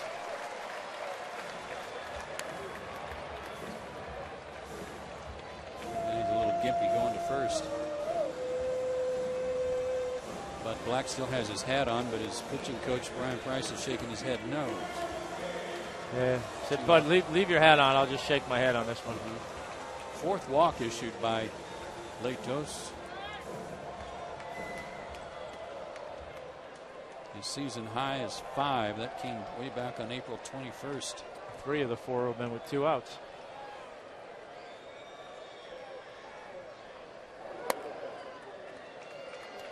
And McCann gets ahead in the count. He has doubled and walked.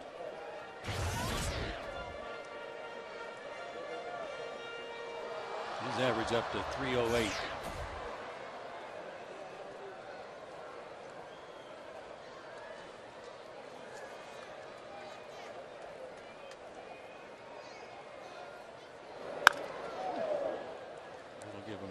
heads up in the dugout. McCann came into the game with 19 walks. He now has 20 against 31 strikeouts. That's outstanding for a guy that has his offensive numbers. And a catcher. And a catcher.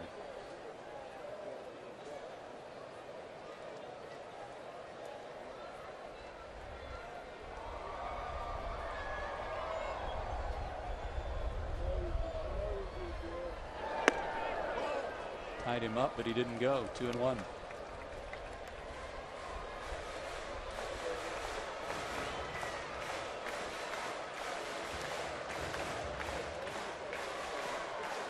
McCann now 4 for 10 in his career against Latos.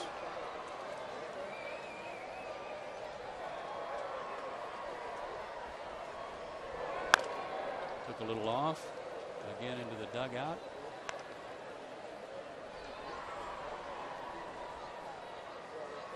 That had Mike Minor scrambling.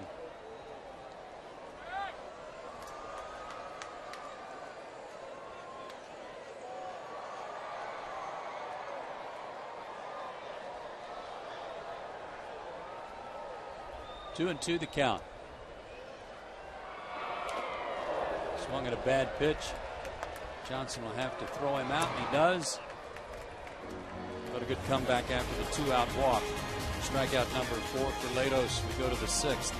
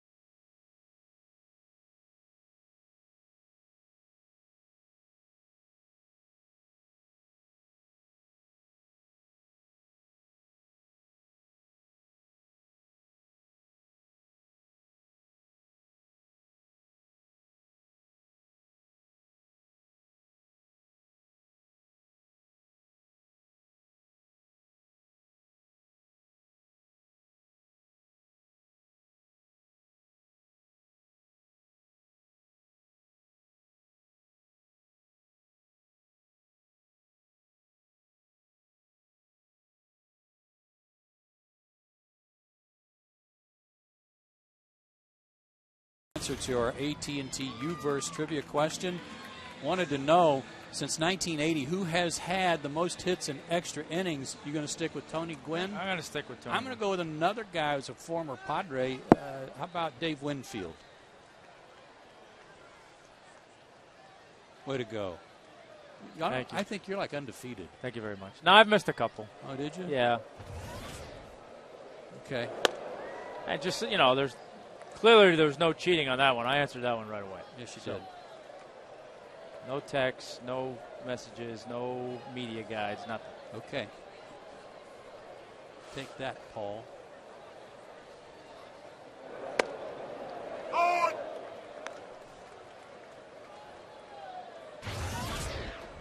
Forsythe has singled in 2 trips.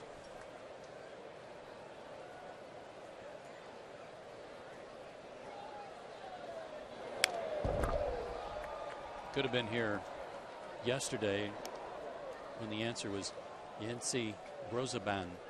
I wouldn't have got that, no matter what the question was. Yeah.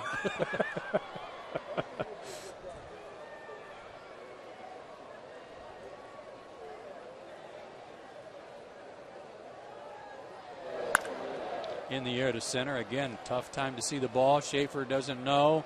Neither does Prado. Now Jordan finds it. And did he make the catch? I think he did. Alex out there trying to help too. Yeah, he was pointing it out. Probably more than anything else, I think George Gonzo running so hard to an area, I figured he might as well look there. And found it at the last second. Our Zaxby's indescribably good play right off the heel of the glove, too. Woo! Tough time of night to see fly balls. Just got to guess about the general area and hope for the best. Maybe that'll help Minor have a clean inning. As T. Cody shows bunt.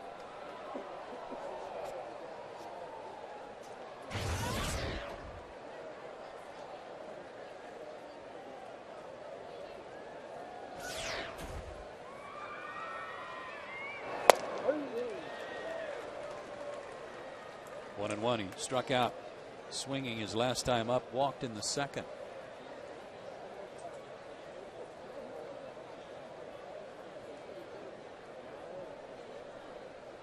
T. Cody from Columbia, Missouri. Somebody said that with his curly blonde hair, he reminded people a little bit of Bob Dernier. Yeah, I could see that a little bit.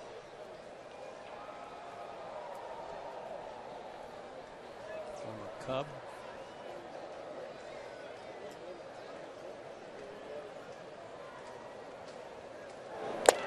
Struck him out again.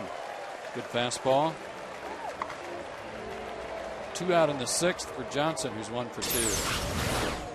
Threw him 3 straight fastballs, and that one I think beat him with the speed more than the location, but the other 2 got those balls down and way of the outside corner. Those are the kinds of pitches that if he can continue to make with consistency against left-handers, he'll do just fine.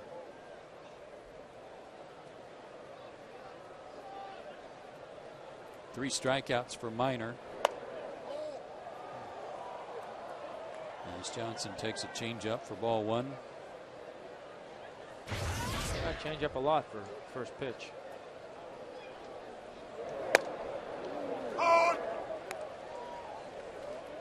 Follows that up with a curveball for a strike. 1-1.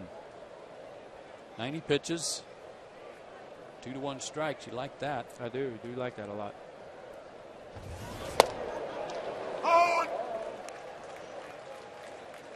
And 2-1 strikes in this count. It's usually a good indication of stuff and aggressiveness within the zone, which we've talked about with Mike was the key to what he did his last time out. And a good inning. 3 up and 3 down. 4 strikeouts. Johnson a little disgusted by the call, but we go to the bottom of the 6th.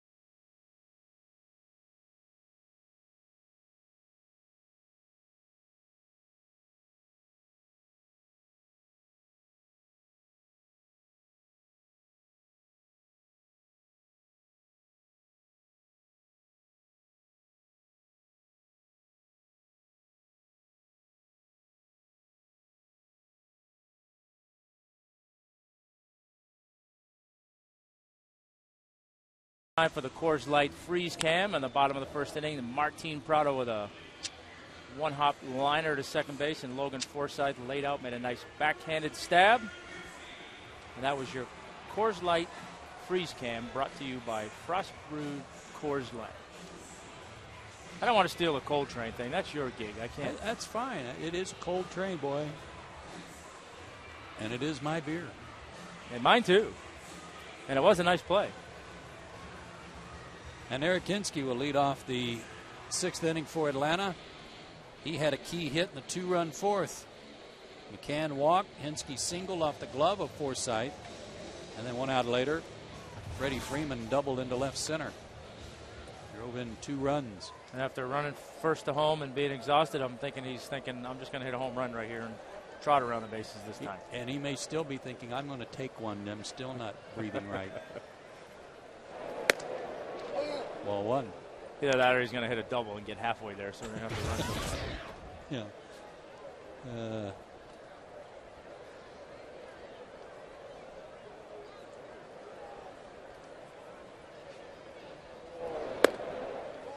I mean, where would the Braves be without this guy on their bench? Last May, he and Troy Gloss virtually put the team on their shoulders when they won 20 games in the month. He's been a big part of this May. And the Braves have a chance to win their 18th game.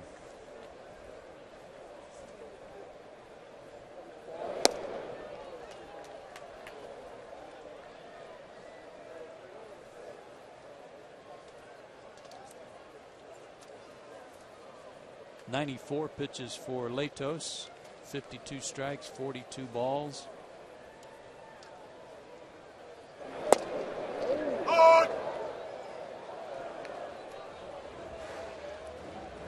Corey Lubke, the left-hander on your right. Luke Gregerson, the right-hander on your left.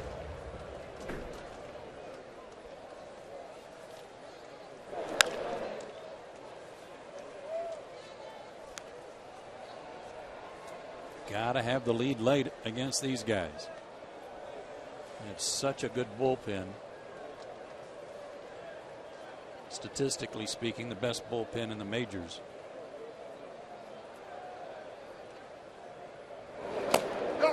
Yes, he did. Eric knew it. 5th strikeout for Latos. Yeah, they really have taken that element of shortening it to a 6th inning game and trying to get into that formula of their 7th, 8th, and 9th guys. And those guys at the back end of their bullpen have been solid all year long. And Heath Bell, boy, oh boy, he really has turned his career around. You played with him in New York, and any signs of that then? No, he had good stuff, but just always struggled kind of having that consistency. It'd be lights out, and then he'd struggle, and but had good stuff, had good makeup. Just like a lot of young guys, had a hard time finding his niche there early on, and a little change of scenery, and got a different opportunity in San Diego, and he's really taken advantage of it. Gonzalez's fly to center, popped to short. And falls behind 0-2. Here's our Delta Airlines on deck hitter, and that's Freddie Freeman, who has a 2-run double to his credit to drive in both of the Braves' runs. Atlanta only has 4 hits. Padres have 8. And Alex chased another one out of the zone. That's 3 strikeouts in a row for Latos and 6 on the night. Your thoughts on him so far? I mean, I like what I see. Obviously, he's got to find a way to, and I've only seen him one time here. Kind of find a way to minimize the high pitch count and all the 3-ball counts and things of that nature. But pure stuff, there's a lot to work with. For a big guy, he's got a pretty simple delivery that he repeats for the most part, and very aggressive. And Freddie fights one off into shallow left, and he's got himself another hit. 2-out knock for Freeman. He's 2 for 3.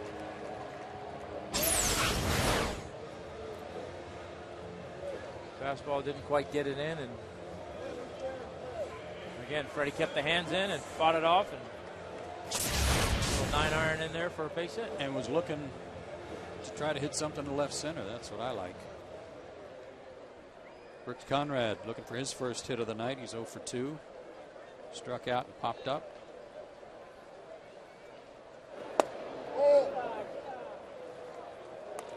He's playing in place of Dan Ugla tonight.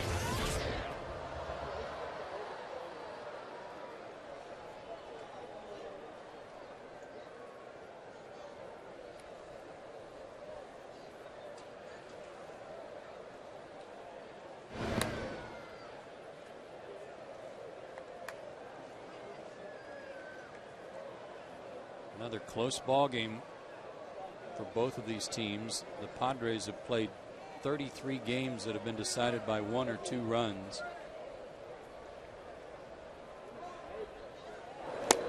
And the Braves have played 30.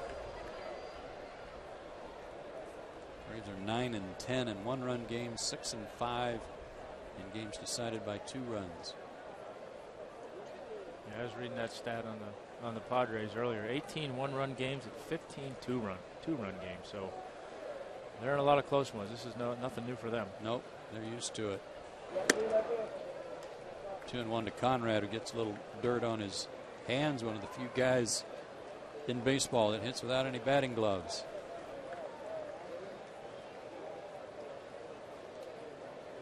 It's costing him some money not having batting gloves. Yeah. Maybe he wears some in his pocket, does he? I don't think so. I don't think.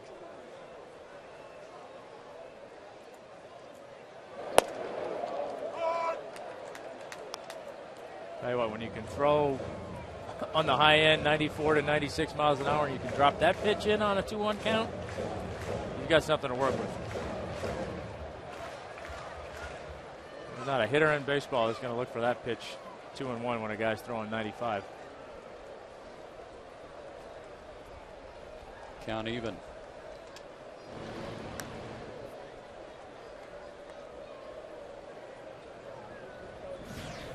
Corey Guerin in the Braves bullpen in case Minor's spot in the order comes up.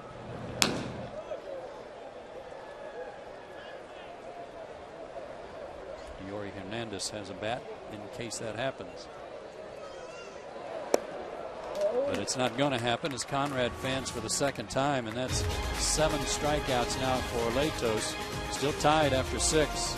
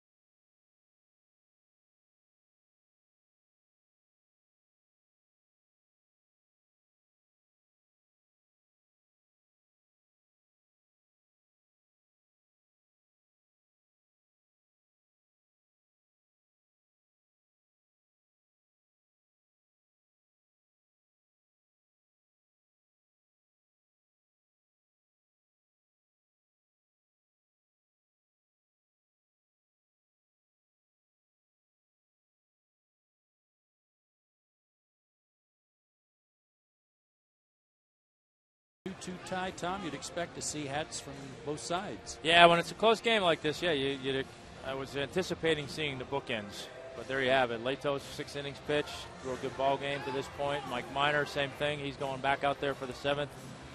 Freddie Freeman with a big double, scoring the Braves 2 runs, and Headley 1 for 3 with an RBI for the Padres. So a couple of good pitching performances and a couple of timely hits on both sides. And for Latos, his night is over. He'll make way for a pinch hitter leading off the 7th. Eric Patterson out of Harrison High School in Cobb County will step in and hit for him. Patterson played yesterday, 2 for 5.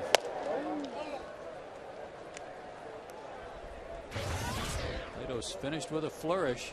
His last 4 outs were all strikeouts.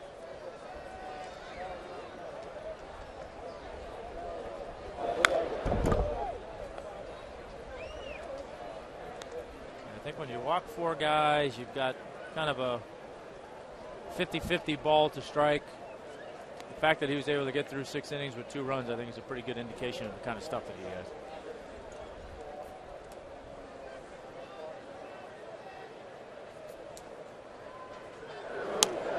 Look out. Curveball got away from him. 2-1. Eric can run. Be a good idea to keep him off the bases with the top of the order to follow.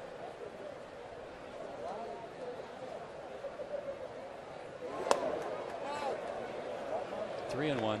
It's a big inning for Mike and kind of the growth in his career. A tie game.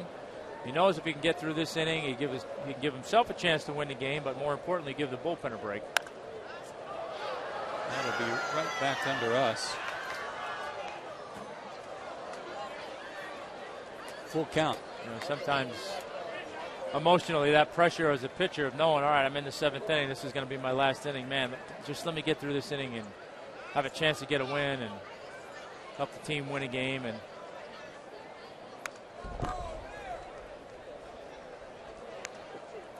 Patterson had a good hack at that fastball. Still a full count. Doesn't want to walk him. Doesn't want to throw one down the middle. And missed.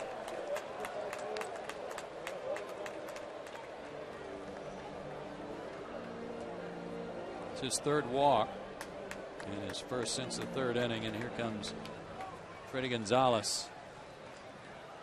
Guerin was still throwing in the bullpen, and it looks like they're going to make a change. So as they do, we'll take this time out.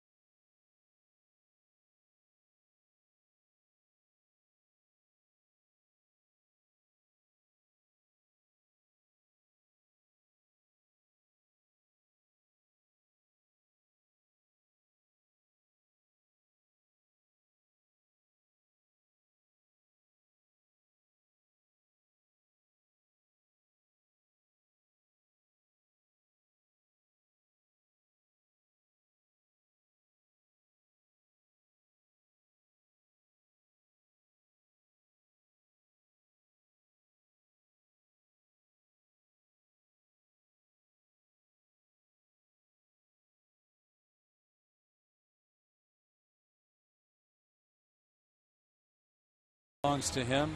He worked 6+ innings, gave up 8 hits and 2 runs, walked 3, struck out 4. What's he doing right now? Upset maybe the last pitch? Probably mad at himself, saying, you know, I should have done this, should have made this pitch, and I'd still be out there. A little nervous energy, I'm sure. Yeah. Time for our AT&T call to the bullpen, and the call goes to Corey Guerin, who worked last night in the 8th inning and had a 3-up and 3-down inning and struck out 2. That was his first appearance since being called back up from AAA Gwinnett. Good numbers. Throws hard for a guy that's sidearm or better. Hoping to get a double play ball. He's done a nice job. This is still kind of that Peter Moylan role where they're trying to figure out, you know, who they can go to consistently in this situation. Remember, they like to run too. Runner going. DeNorfia showed bunt but pulled it back, and McCann had it pop out of his glove. I'm not sure they'd have gotten Patterson anyway. He had a huge jump. Yeah, he had a huge jump. I don't think he had any chance of throwing him out. His 8th of the year. But you got to figure with Bud Black knowing his bullpen in a tie game late, he's going to play for 1 run. It would make sense that he would. Those guys have been so good. Been a key to the success that they've had. Why not? Just got to figure out how to get a hit with a runner in scoring position now. Freeman creeping in from first. DeNorfia drops it down but foul.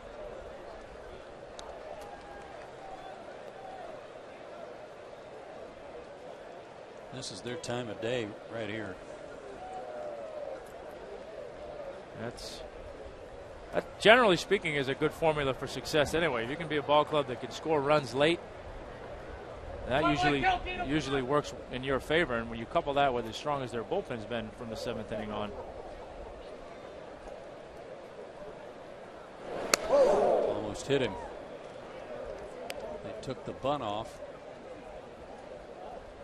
with 2 strikes, and they count 1-2.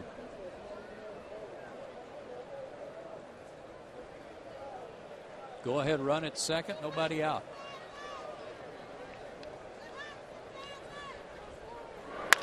And a liner past Gonzalez into center field will put the Padres on top. DeNorfia put Goodwood on that one, and on a tough hop got it by Alex. 7th RBI of the year for DeNorfia. Well, like I said, they took the bunt off and trying to get a ground ball to the right side, but got out in front of that pitch and got just enough of it to get an in-between hop on Alex. And you've become so accustomed to seeing him make that spectacular play that you're surprised when he doesn't do it, but it was a tough play. That run charged to Minor, so you can close the book on him. 6+ innings, 8 hits, 3 runs, 3 walks, 4 strikeouts. Bartlett. He's swinging, but that's foul. I was going to say, sorry, you got to look for another stolen base here, too.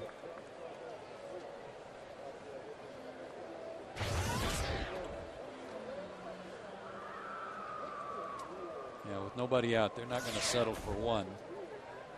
And a long look at Glenn Hoffman.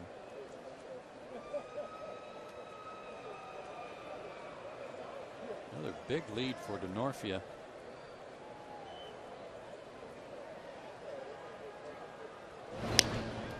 DeNorfia is a guy, he started his career with Cincinnati, then went to Oakland, and he's one of the guys you hear about, really a rare occasion where a position player had to have Tommy John surgery.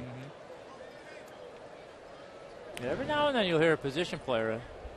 I think I remember a couple years ago there were Albert Pujols, they were talking about him maybe having to get it, and I don't think he ever did, but every now and then you will.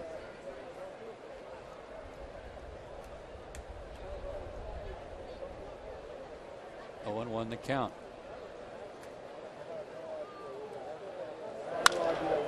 Towards center on the line, and a humpback liner caught by Schaefer. Nice play. Good jump by Jordan. 1 out in the inning. Yeah, he got a good jump on that ball and got going a little bit back at first, but he has the speed to close the gap and make up for it. And I like watching him play center field. I like watching him run. He's aggressive. Just looks like a center fielder to me out there. Yeah.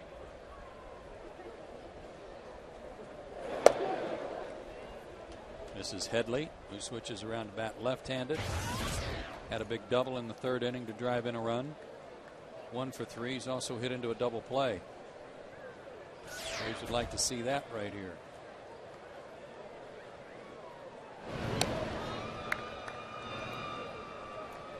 Kind of surprised DeNorfia hasn't tried to steal by now.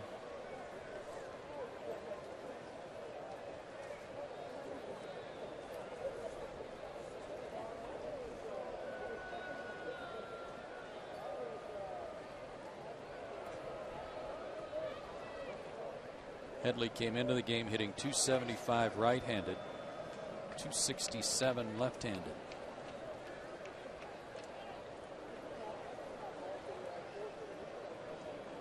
he's going. A foul ball, and Braves are glad about that. I was going to say, I'm glad he fouled that off.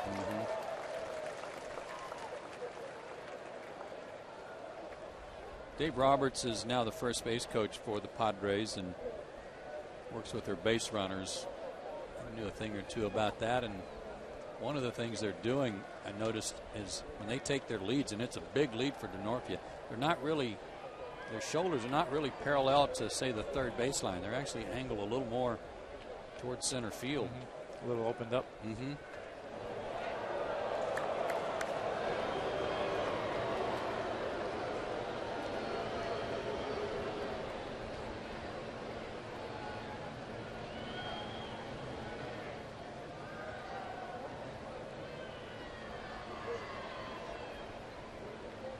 Going, and a liner to right, base hit. Hinsky's got it. Denorfia is going to try to go to third, and he'll make it. Base hit for Headley, his second of the night. First and third, and one out for Ryan Ludwig, who's 2 for 3 tonight. He's hit the first pitch all 3 times up. Well, this is certainly a time then where you're going to, knowing that going in, you're going to have to try and get him to expand the strike zone a little bit, and I'm sure Roger's going to talk to him about that right here. Hey, what pitch you want to go with? Try and get a ground ball. Let's make sure we get it out of the strike zone and see if we can't get him to chase something right here. He faced Ludwig last night and struck him out. Struck him out on some breaking balls away. So you know that's one thing on Ryan's mind too. And this has been a park very friendly to Ryan Ludwig in his career, both with the Padres and with the Cardinals. Came in hitting .314 at Turner Field in his career, and he's 2 for 3 tonight.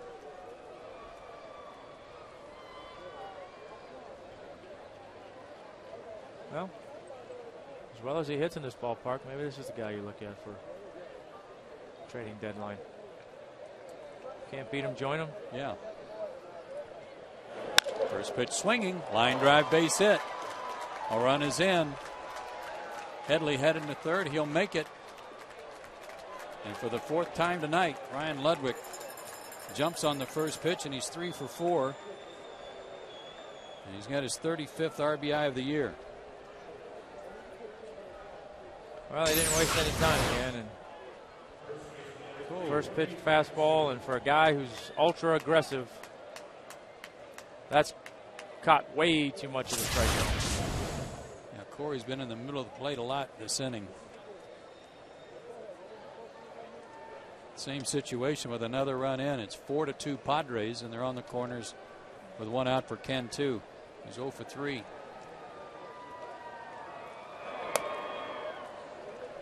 I would have liked to have seen him start him with that pitch right there. And I think that's one of the things that young guys have to learn is that, you can get a strike against certain guys without actually throwing them a strike. You get so geared to being in the strike zone all the time that guys don't know how to expand it on a 0-0 count. Through the hole, base hit. That'll plate another run. 5-2 Padres as Ludwig stops at second, and Cantu has his 15th RBI, and it's turned into a big inning.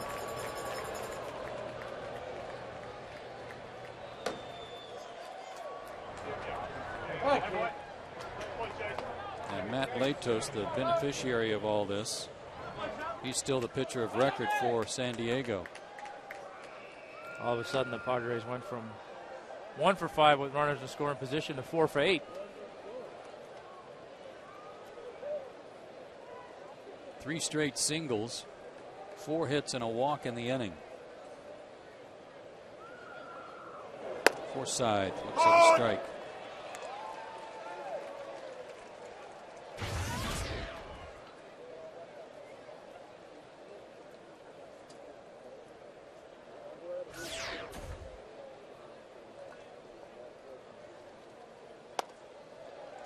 On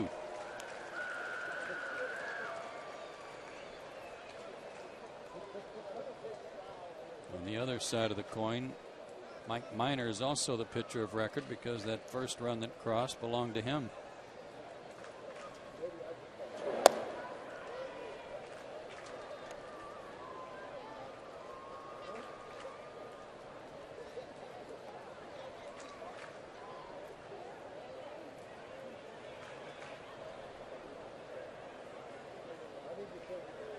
3 runs across here in the 7th.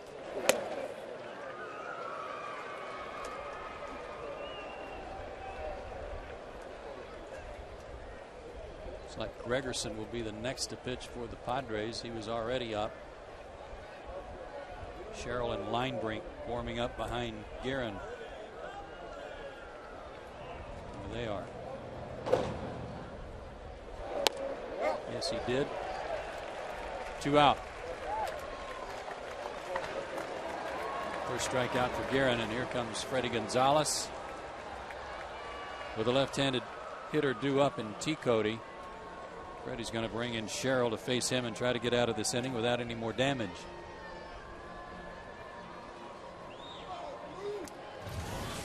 Three runs in for the Padres. They've taken the lead.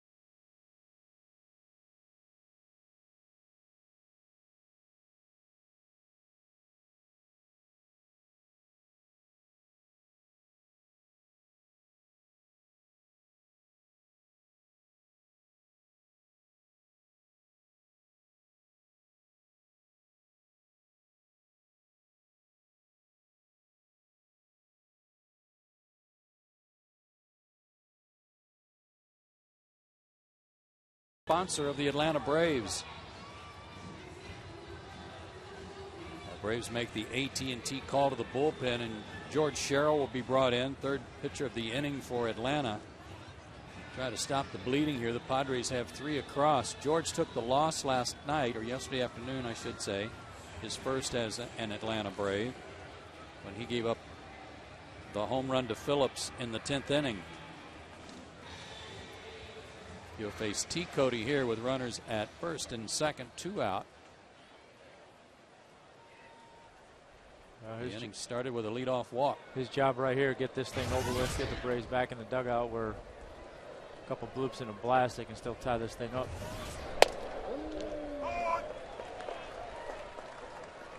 That run he gave up yesterday, only the second run he had given up in the month of May.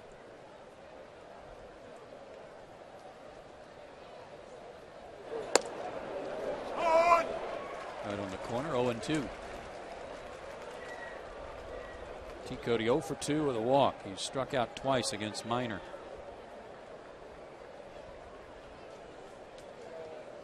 Cameron Maben still injured for the Padres with patellar tendonitis. Didn't go. 1-2 the count.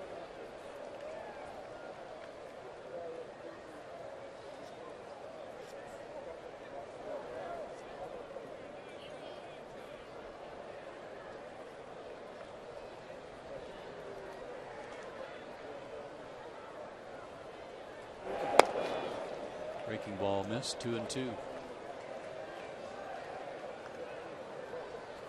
But Black's got his lineup out. He was looking at it a second ago. He's in a good spot, knowing how good his bullpen is. Leading by 3 late. The way their formula goes, there's not much decision making to be made right now. Struck him out. Good job by Sherrill to come in and end the inning, but not before the Padres put 3 on the board. We go to the 7th inning stretch. San Diego on top.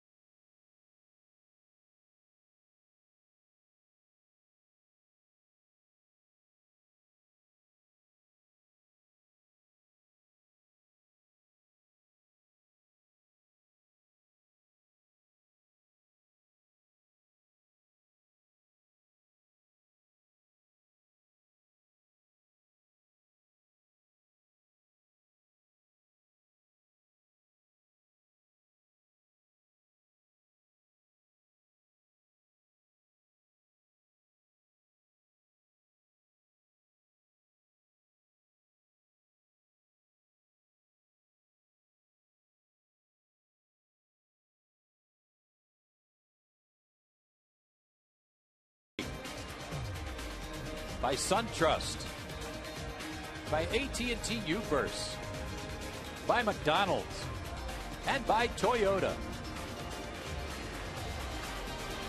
There's your line score. A 3-spot in the top of the 7th here by the Padres has given them a 5-2 lead, and they've out hit the Braves 12-5 tonight. And they go to their highly touted bullpen, and Luke Gregerson gets the call first here in the 7th inning, a sinker slider guy. Sinker slider, 26th game on the year, 2-1 with a 2.63 ERA. He's had scoreless baseball in 21 of his last 25 outings, so he's been tough. Fastball is 88 to 91. Slider, changeup. He's kind of turned into a little bit more of a slider kind of guy. He's throwing more sliders than fastballs, although when his fastball's on, he can locate it down on the way to righties and up and into lefties, so we'll look for that. But some of the scuttlebutt is his velocity's been down just a tad, and maybe that's what's causing him to go to a slider a little bit more. Last year he set a major league record with 40 holds. The old record had been 36. And he'll face Diori Hernandez, who will lead off as a pinch hitter for George Sherrill.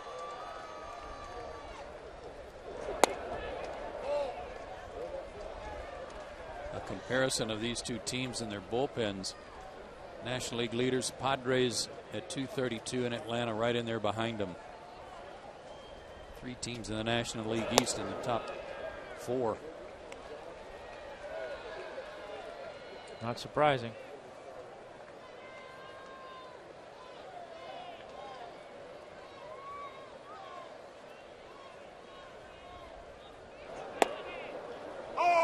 Diori taking all the way, and there's a strike, 2-1.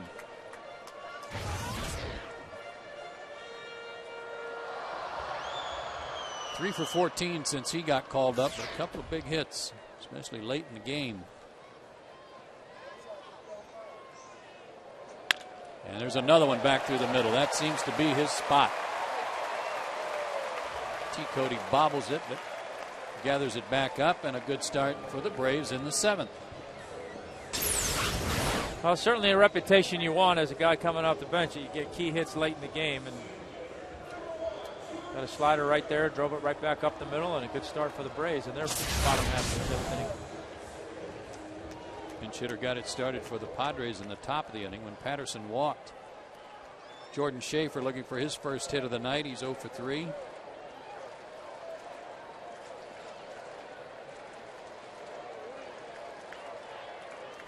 Infield will shorten up a little bit, playing for 2. Jordan shows bunt and takes ball 1. Not bunting to sacrifice, but bunting to try to get on himself. Or maybe draw that third baseman in an extra step or two, and a la Brett Butler back in the day. Take a bunt, get him to move in a couple more steps, and then line one past him.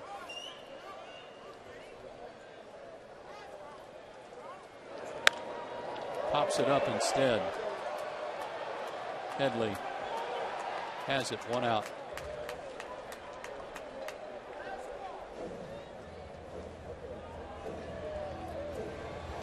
And Martin Prado looking to extend his home hitting streak of 19 games. 0 for 2 with a walk tonight. Robbed of a hit in the first inning.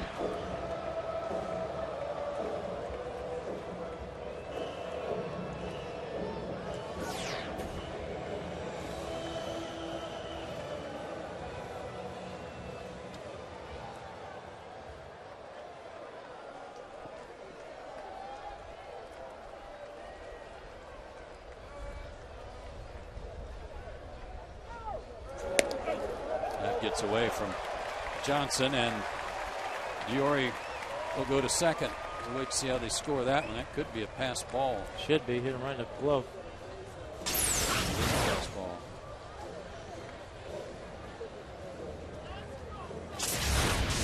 Well, it's a big run out there. Get a base hit here, cut that lead to 2. With a couple more innings to go, put him in a good spot. You don't necessarily want to be thinking about, hey, we got to tie the game up this inning. Just keep chipping away. You still got time.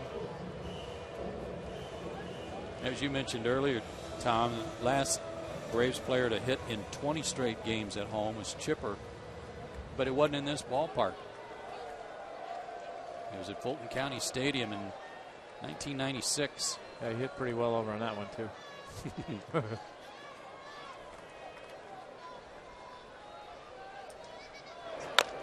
Off the plate. Johnson on it, throws him out. 2 out for Chipper. Runner at third. Chipper's walked twice. He's grounded out.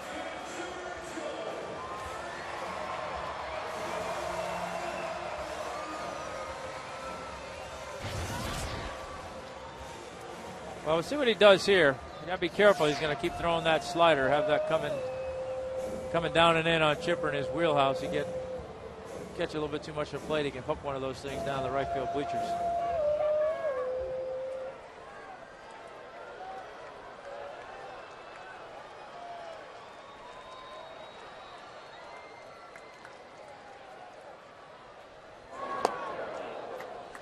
Had him out on his front foot. 0-1. Went to the changeup. Yeah. See, and that's just a smart pitching right there. You know the guy's going to be aggressive, runner in scoring position. Padres played Chipper to pull on the infield. Forsythe way over in the hole. Sinker misses. 1-1. And Bartlett, the shortstop, playing up the middle.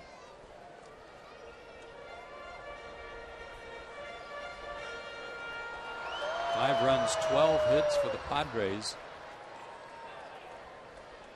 2 runs, 6 hits for Atlanta.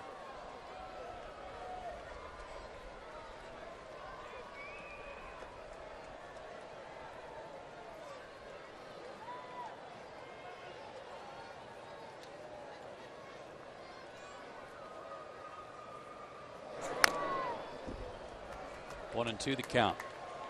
Of the 12 hits for San Diego, 10 of them are singles. Double and an RBI double by Headley in the 3rd inning. And a double by DeNorfia in the 5th. He later scored.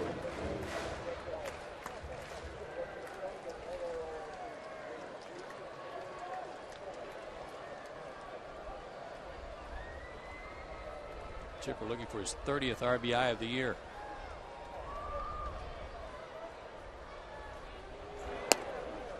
Nowhere near. 2-2. Washington now 9-2 on the Phillies after 7. Cliff Lee tagged for 6 more earned runs in that game. Well, I feel bad for whoever has to face him next. That back and forth means a good one coming up. In the air, down the left field line, foul territory. Headley runs out of room.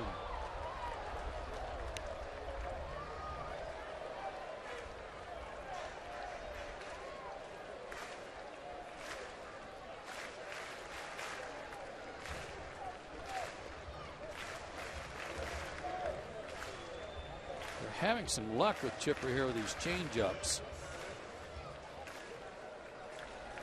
Yeah, He could throw him another one or try a backdoor slider. Either one. He's being real careful throwing that slider down and in.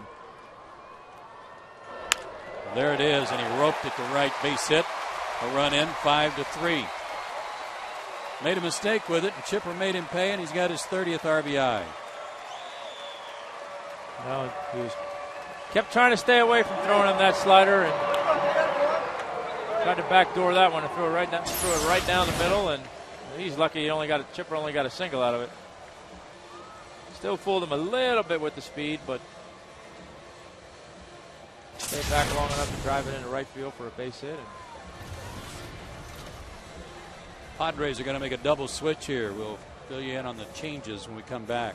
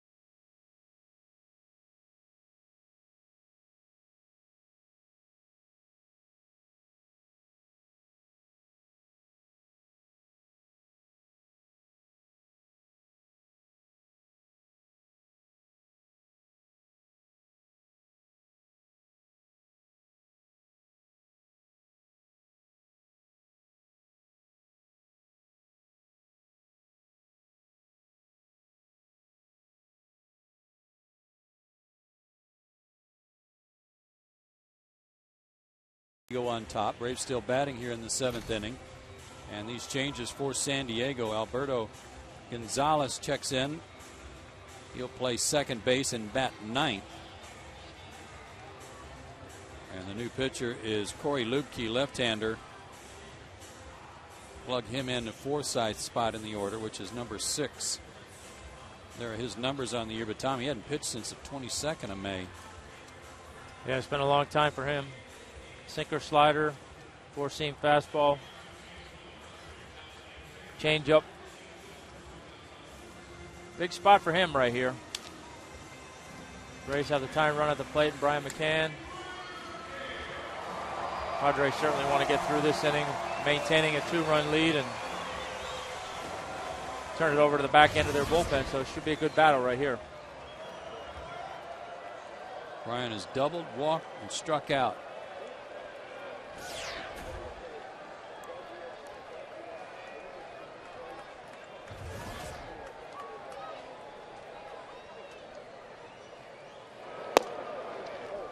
Slider for a strike.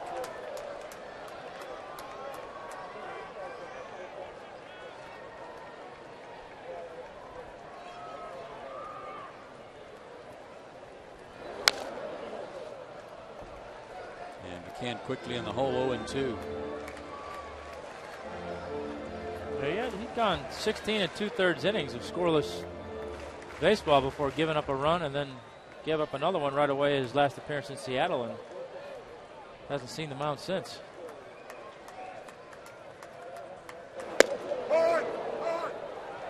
And just like that, on 3 pitches, strikes out McCann to end the inning. Braves get 1. We go to the 8th. Atlanta down by 2.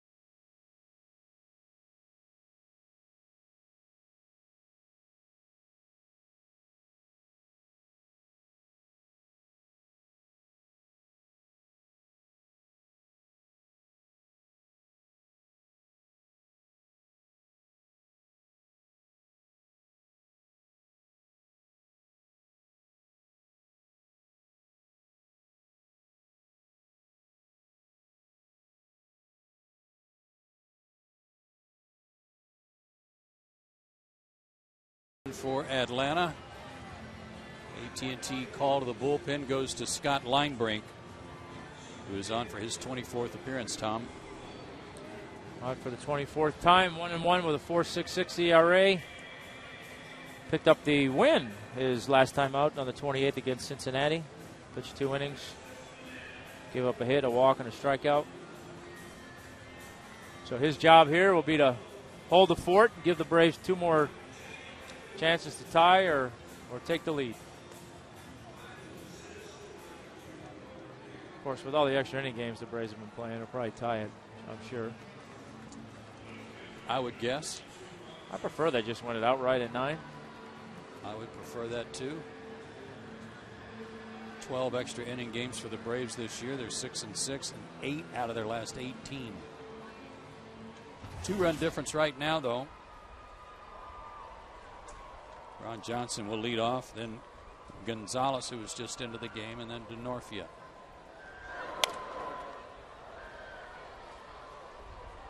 Johnson 1 for 3. former Seattle Mariner.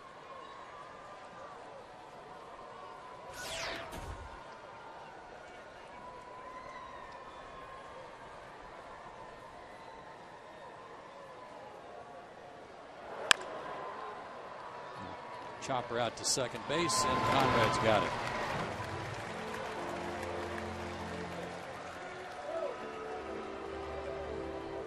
And here's Alberto VO5 Gonzalez, who played last night, went 0 for 5.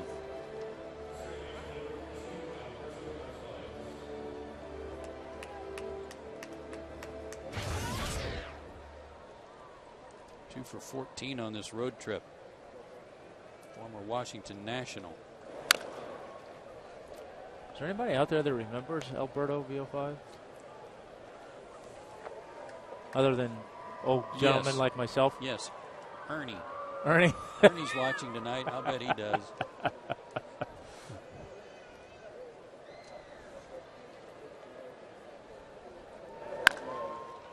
That's foul.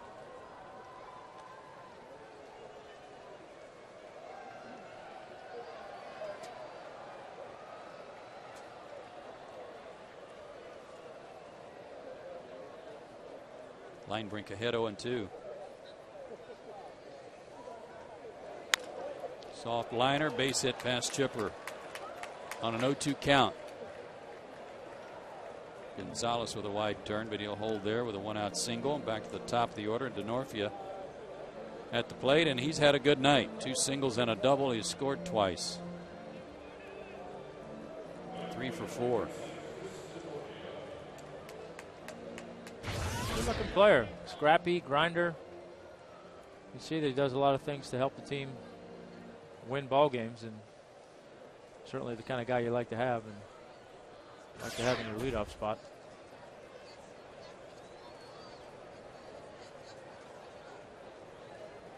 Yeah, and he's been around a while. He'll be 31 in July. Last year signed with San Diego as a minor league free agent and hit .271 for him with 9 homers.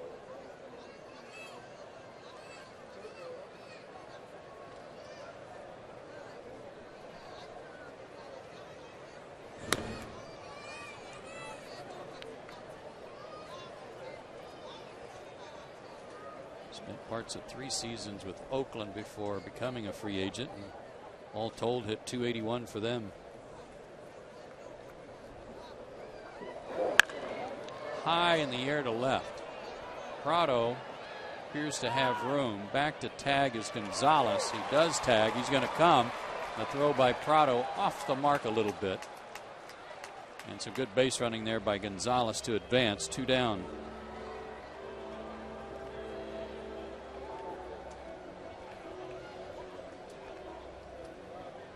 And a chance for the Padres to get that run right back. Bartlett tonight 1 for 3 with a walk and a run scored.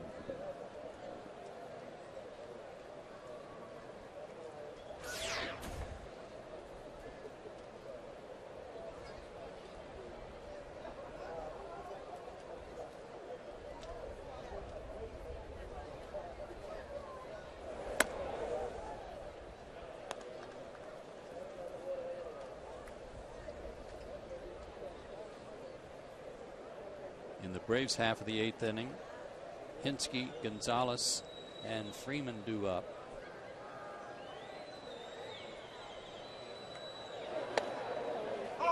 Two left-handed hitters, so we would assume Lubke would stay out there for the Padres. But we'll see what happens. I will not assume anything.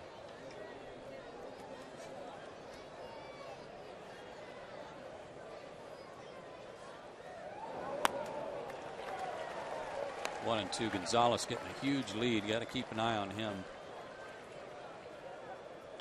Yeah, I'm surprised the Braves aren't paying a little bit more attention to him out there. He's getting a big secondary lead. That's a big run out there if you can cut his lead down a couple steps. And yeah, got to give the outfielders a little chance on a base hit.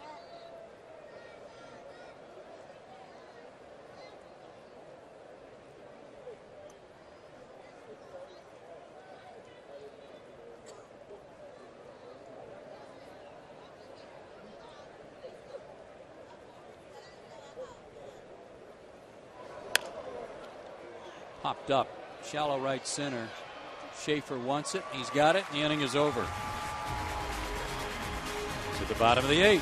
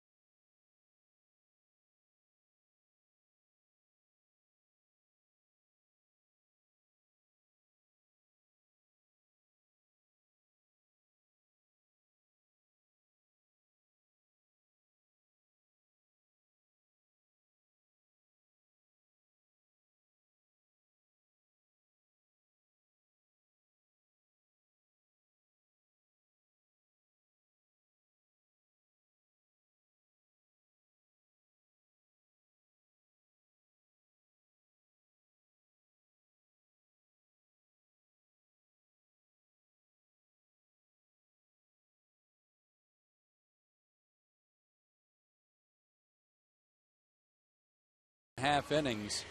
Big 3-run 7th for the Padres. The difference right now. Yeah, they were struggling up to that point in time with runners in scoring position, but 3 big base hits in that inning. Plated the 3 runs and broke open the 2-2 tie, and Braves got one back in their bottom half of the 7th inning. So that's where we are, 5-3. And Eric Hinsky will stay in there to hit against Lupke. And takes the slider for a strike.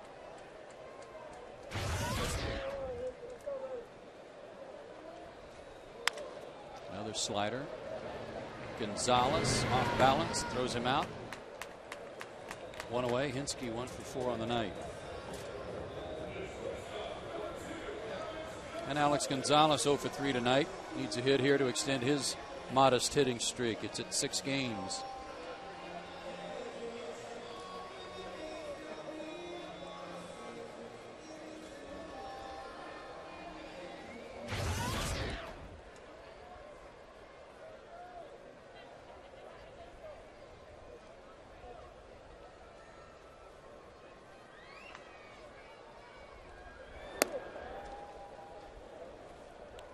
To Alex.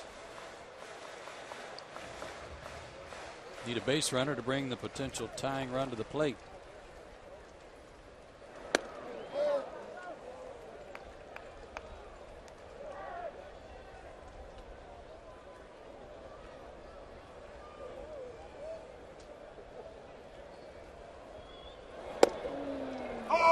There's a strike, 2-1. Lupke 6'4", 205 out of Coldwater, Ohio.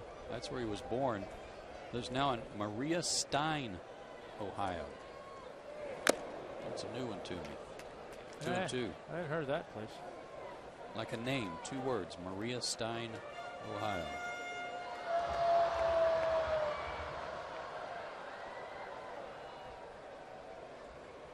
Played baseball at Ohio State.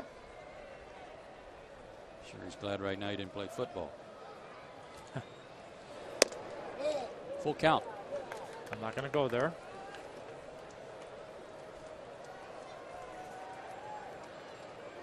Feel free.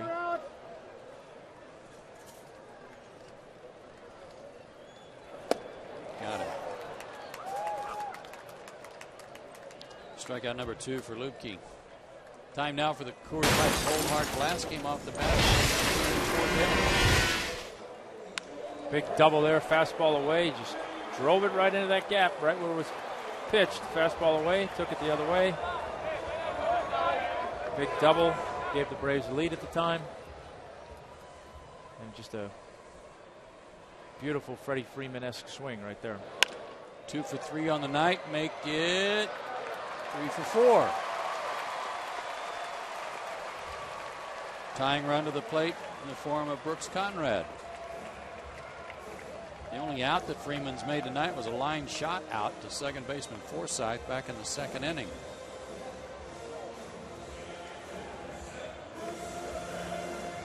Conrad will hit right-handed.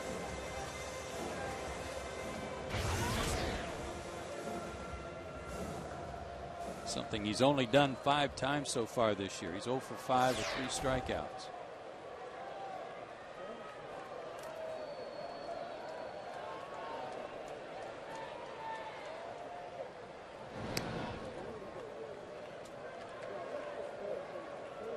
Joe Mather has grabbed a bat. He's in the on-deck circle. He would hit for line break. If Conrad can reach. Oh, big cut there. Just missed. I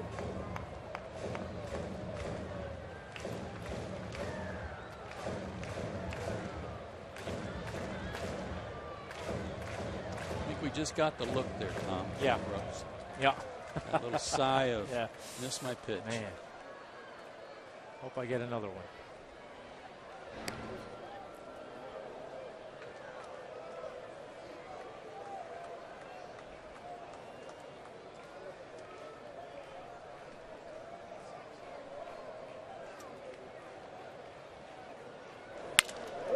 On the ground to short. Bartlett handles the hop. He goes the short way to end the inning. Nothing across for Atlanta in the 8th. We go to the 9th. Padres still up by 2.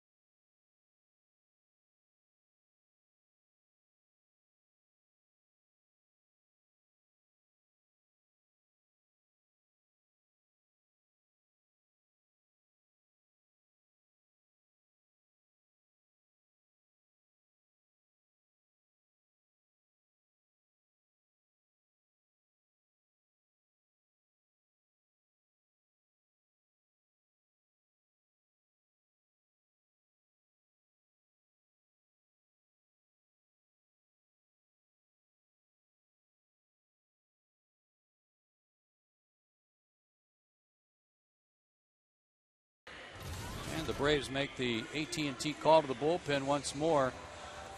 And for this call in the 9th, it's Christian Martinez. Christian Martinez on for the 14th time, 0-2 with a 3.12 ERA. Last pitched on Saturday against Cincinnati. Going 2 2/3 innings, giving up a hit, strikeout. Really been a nice find for the Braves out there in the bullpen. He's done a nice job. Had one little rut there where he kind of got victimized by the long ball every time he came in, but seems like ever since that 4-inning outing against Philadelphia, he's found his game again. Got some confidence from that one. Shortest outing he's had over his last 5 outings is 2 1/3. He'll face the heart of their order, Headley, Ludwig, and Cantu. Headley 2 for 4 tonight.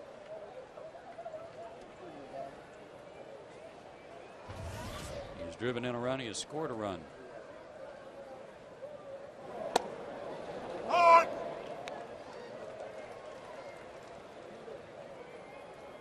Final from Washington. The Nats beat the Phillies 10-2.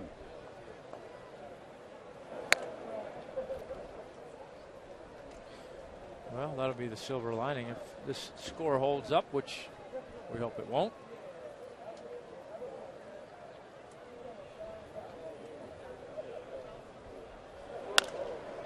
That'll be out of play, and the count 1-2 on Headley.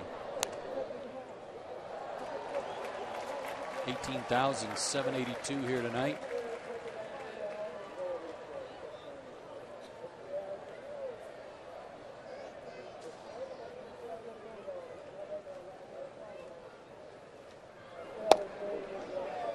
Jason Marquis, the winner in Washington tonight. Cliff Lee, the loser.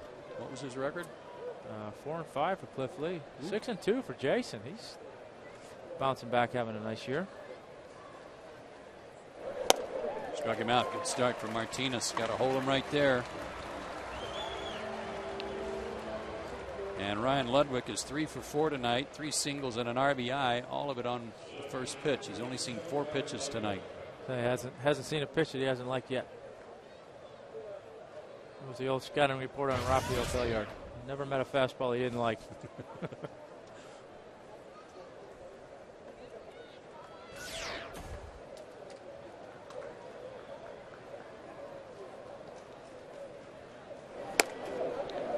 Not this time. That was a ball. Wasn't a pitch he could hit, so he laid off. Throw it to the backstop. See if he'd swing at that one. 1-0.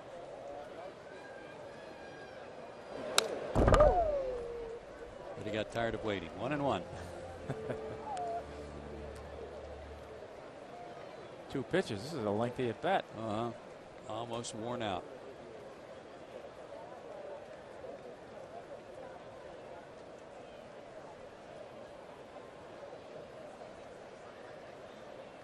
He's raised his average 10 points tonight. He's up to 254. Well, you know, when you're swinging at the first pitch and getting hits, it's going to be, he's aggressive. We love it. He's getting in there. He's taking his cuts. But then if you're not hitting, maybe you should be a little bit more patient. Why don't you see a few pitches? Teams are on to you. Nice change up there. 2-2.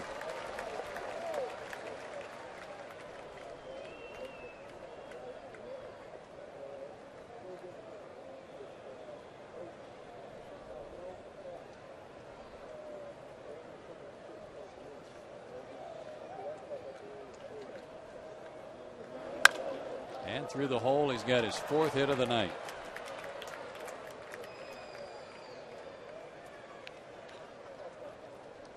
Quite a night for Ryan Ludwig. 4 for 5. He and Freddie can talk it over. Between the two of them, they got 7 hits tonight. Yeah, they're over there saying, man, can you believe the rest of these guys? This game's easy. How come these other guys can't hit? Jorge Cantu's 1 for 4.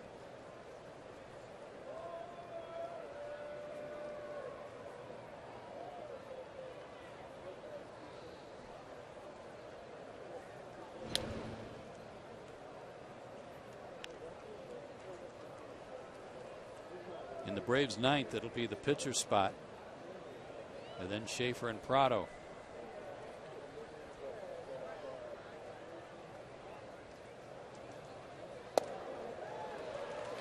Another good off-speed pitch.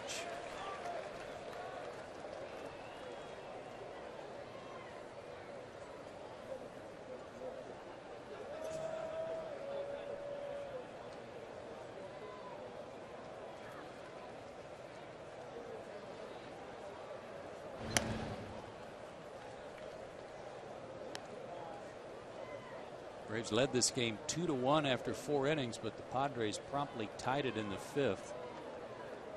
And it stayed 2-2 until San Diego put 3 across in the 7th inning. Atlanta got 1 in the 7th.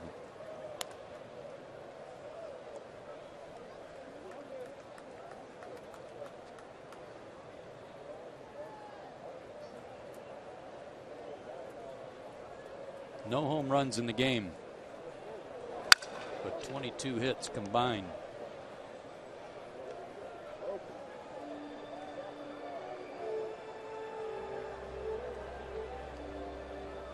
I wonder if when Chipper got to first base tonight, he and Cantu start talking about ranching. But Chipper's Double Dime Ranch down in south central Texas, and Cantu has one just across the border in Mexico that's several thousand acres. I'm guessing it was brought up. In the air to center, Schaefer has room. 2 down.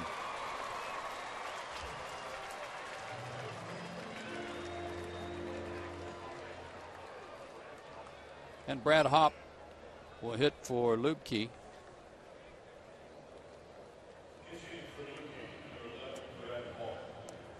Hopp played yesterday and went 1 for 5 with 3 strikeouts.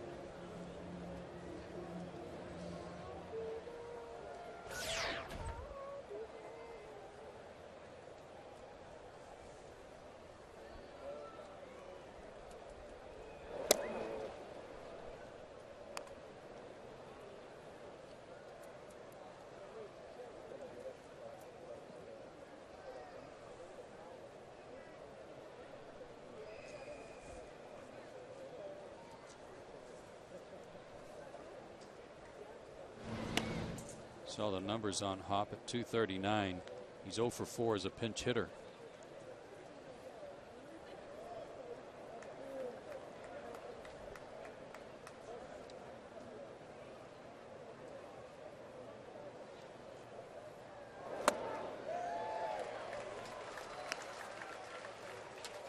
Christian's had a good changeup working. I say he's got that changeup working tonight.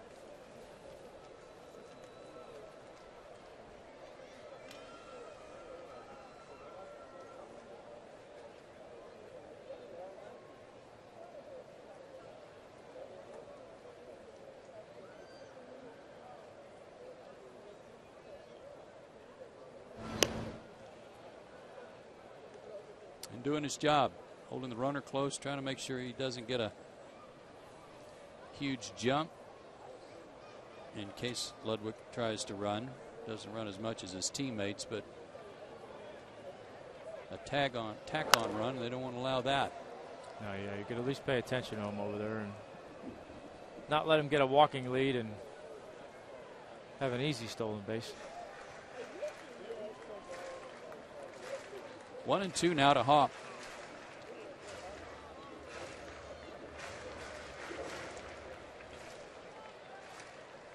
Who's out of LSU.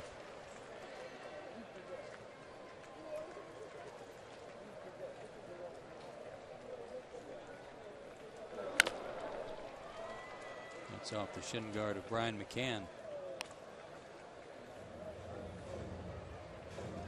Arizona Diamondbacks have the longest winning streak in baseball right now at 7 games, and they've jumped out to a 1-0 lead over Florida after 1 inning.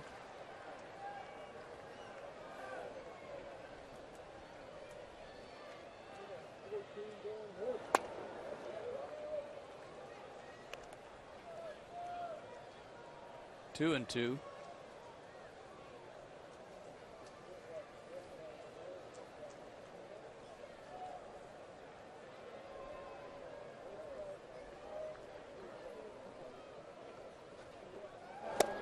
Full count, runner will be moving.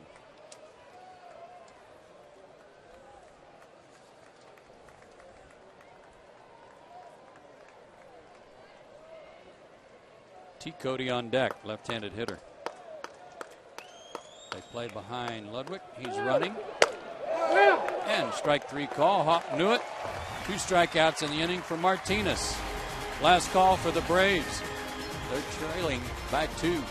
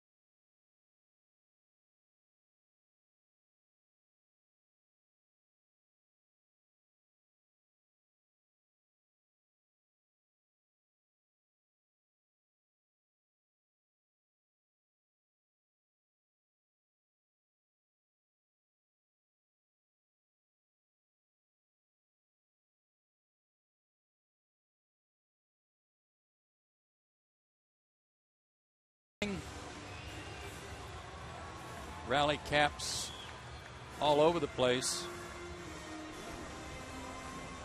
Hopefully that will help as the Braves will try to get through to the closer for the Padres. That's Heath Bell, and he's been out there a lot lately. Recorded 3 straight saves. 3rd time in his career that he's done that. First since his career high 4 straight, so this would tie that opportunity, and just been a real workhorse for these guys. Had a streak of converting 41 straight save opportunities broken. Recently, that was tied him with Trevor Hoffman for the longest in club history, so he's really turned things around for himself here in San Diego. Had a 3 up and 3 down 10th inning yesterday. Got Prado, McCann, and Hinsky. Joe Mather will lead off the 9th today. Good pinch hit for Martinez.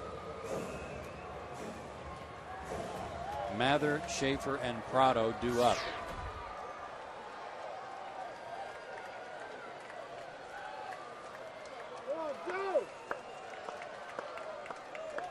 Two for 8 as a pinch hitter, Joe Mather. And went after the first breaking ball, 0-1.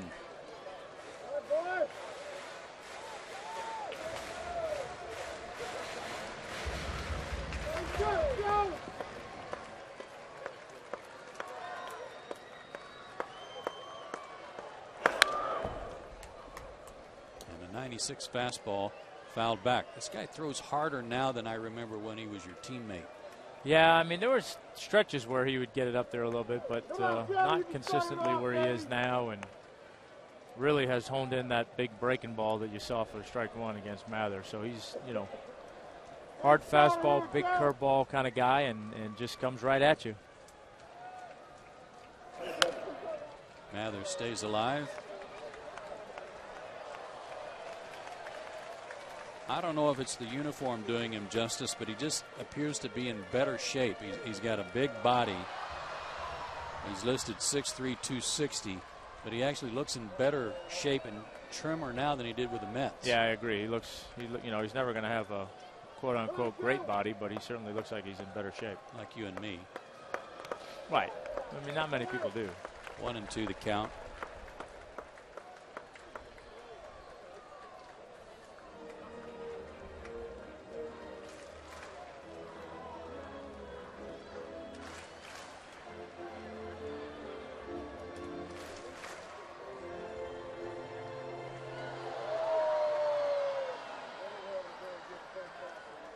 Saves in 09, 47 saves last year, only 1 blown save this year. The count even now at 2-2, and again his 4th day in a row.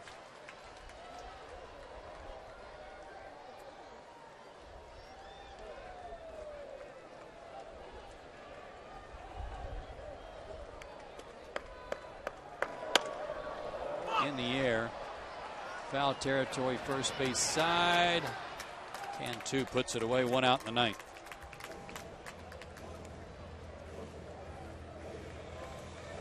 And Jordan Schaefer, the batter. He's 0 for 4 today. Hit into a double play in the 3rd inning. Fly it out, grounded out, popped up.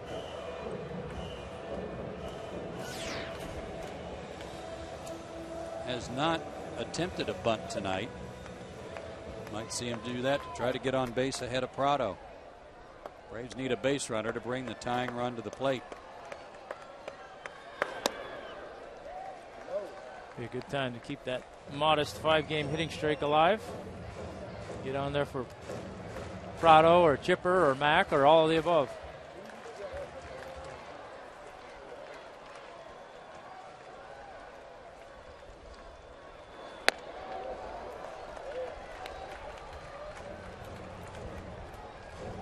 Bell takes a walk and has him talk to himself.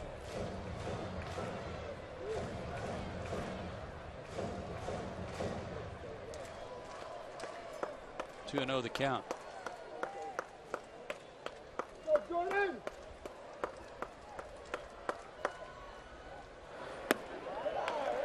3-0. Walk would be just fine. How about that 2-0 breaking ball? Yeah, a little surprised by that pitch selection right there.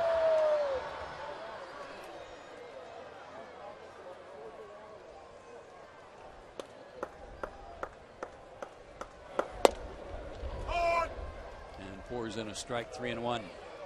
See if Jordan takes another one.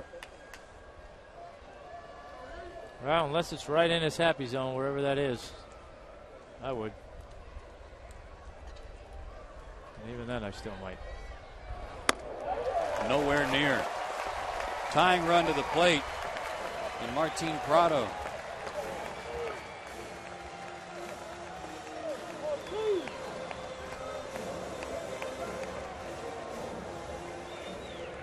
Martin's 0 for his last 6, dating back to a double yesterday afternoon. When Martin Prado's 0 for 6, he is really due. He did walk tonight back in the 3rd inning.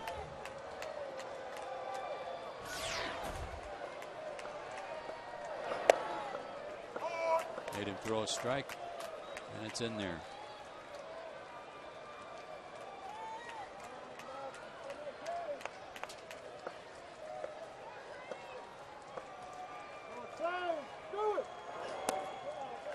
Braves have received 5 walks tonight. So far, only 1 has scored. 4 of those came from Latos, who figures to be the winner if Bell can get through the 9th.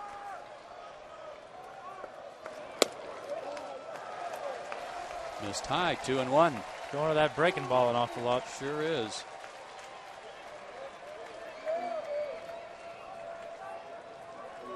And he's working up a lather that doesn't even compare to the lather his manager's working up over there.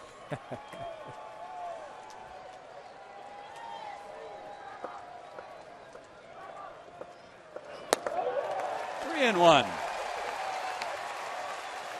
And Johnson rifled one back at Bell. It was harder than the one he threw in. Yeah, that's never a good thing.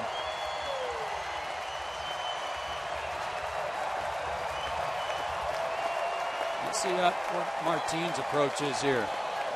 He gets something in his happy zone. You'd like to see him cut it loose. Chipper on deck.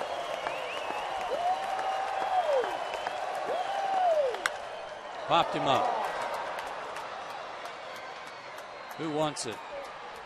DeNorfia takes it. 2 down. And it's all left up to Chipper with 2 out. I think Martin got a pretty good pitch to hit. He just missed it. He was a little bit late on it. Popped it up. Stuck a fastball up in the zone. Oh. Belt high, middle. That's one that Martin doesn't miss too often. No. That's one he usually tomahawks. Just a little late on it tonight, though. Chipper takes a breaking ball. Ball 1.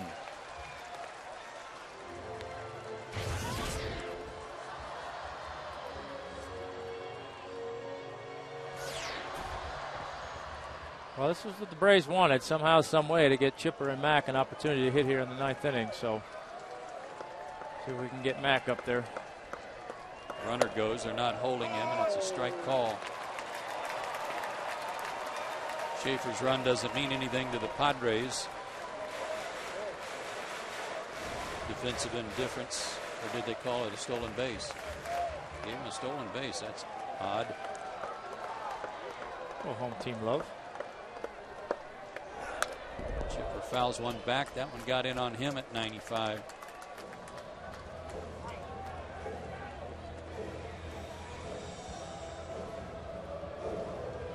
It's like Brian Jordan said the other night. Hey, if you steal the base, you steal the base, whether they're holding you or not.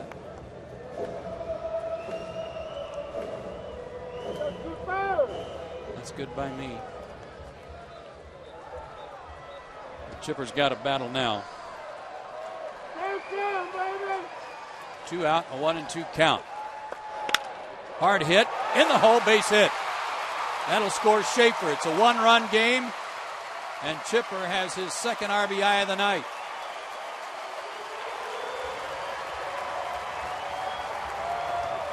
It's 5-4.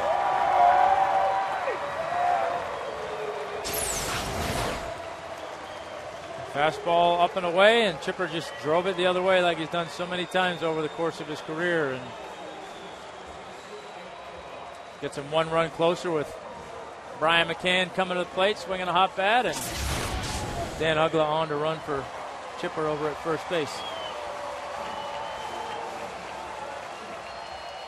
Really, Chipper was limping around first base. I wonder if he'll be able to play tomorrow. We'll worry about that tomorrow.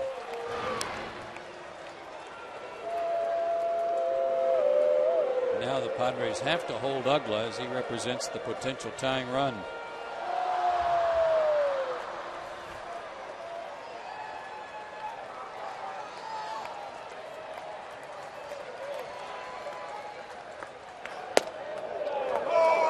Takes a breaking ball, 0-1. Brian faced Bell last night, yesterday afternoon, and flied out. Doubled in the first, walked in the fourth, a couple of strikeouts since then.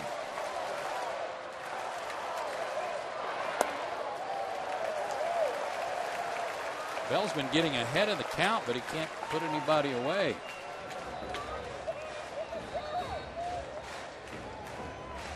Again, out there for the 4th straight game.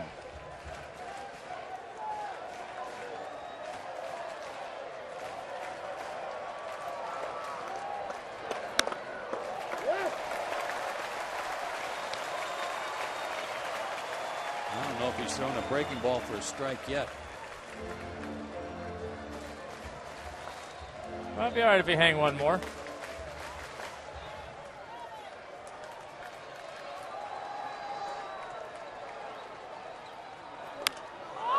Popped him up. Bartlett says he's got it. He does, and the game is over. The Braves put 1 across in the 9th, but they fall 1 short.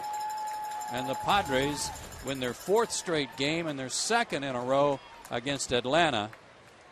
As Heath Bell, it was a struggle for him, but he gets the save.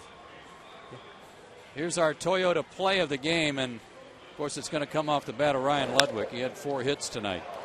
Yeah, one of his big base hits right there. Scored a run for the Padres, and he had a good night tonight. Swung the bat well and went up there aggressive and got his pitches and put them in play. 5-4 your final. Back to wrap it up right after this.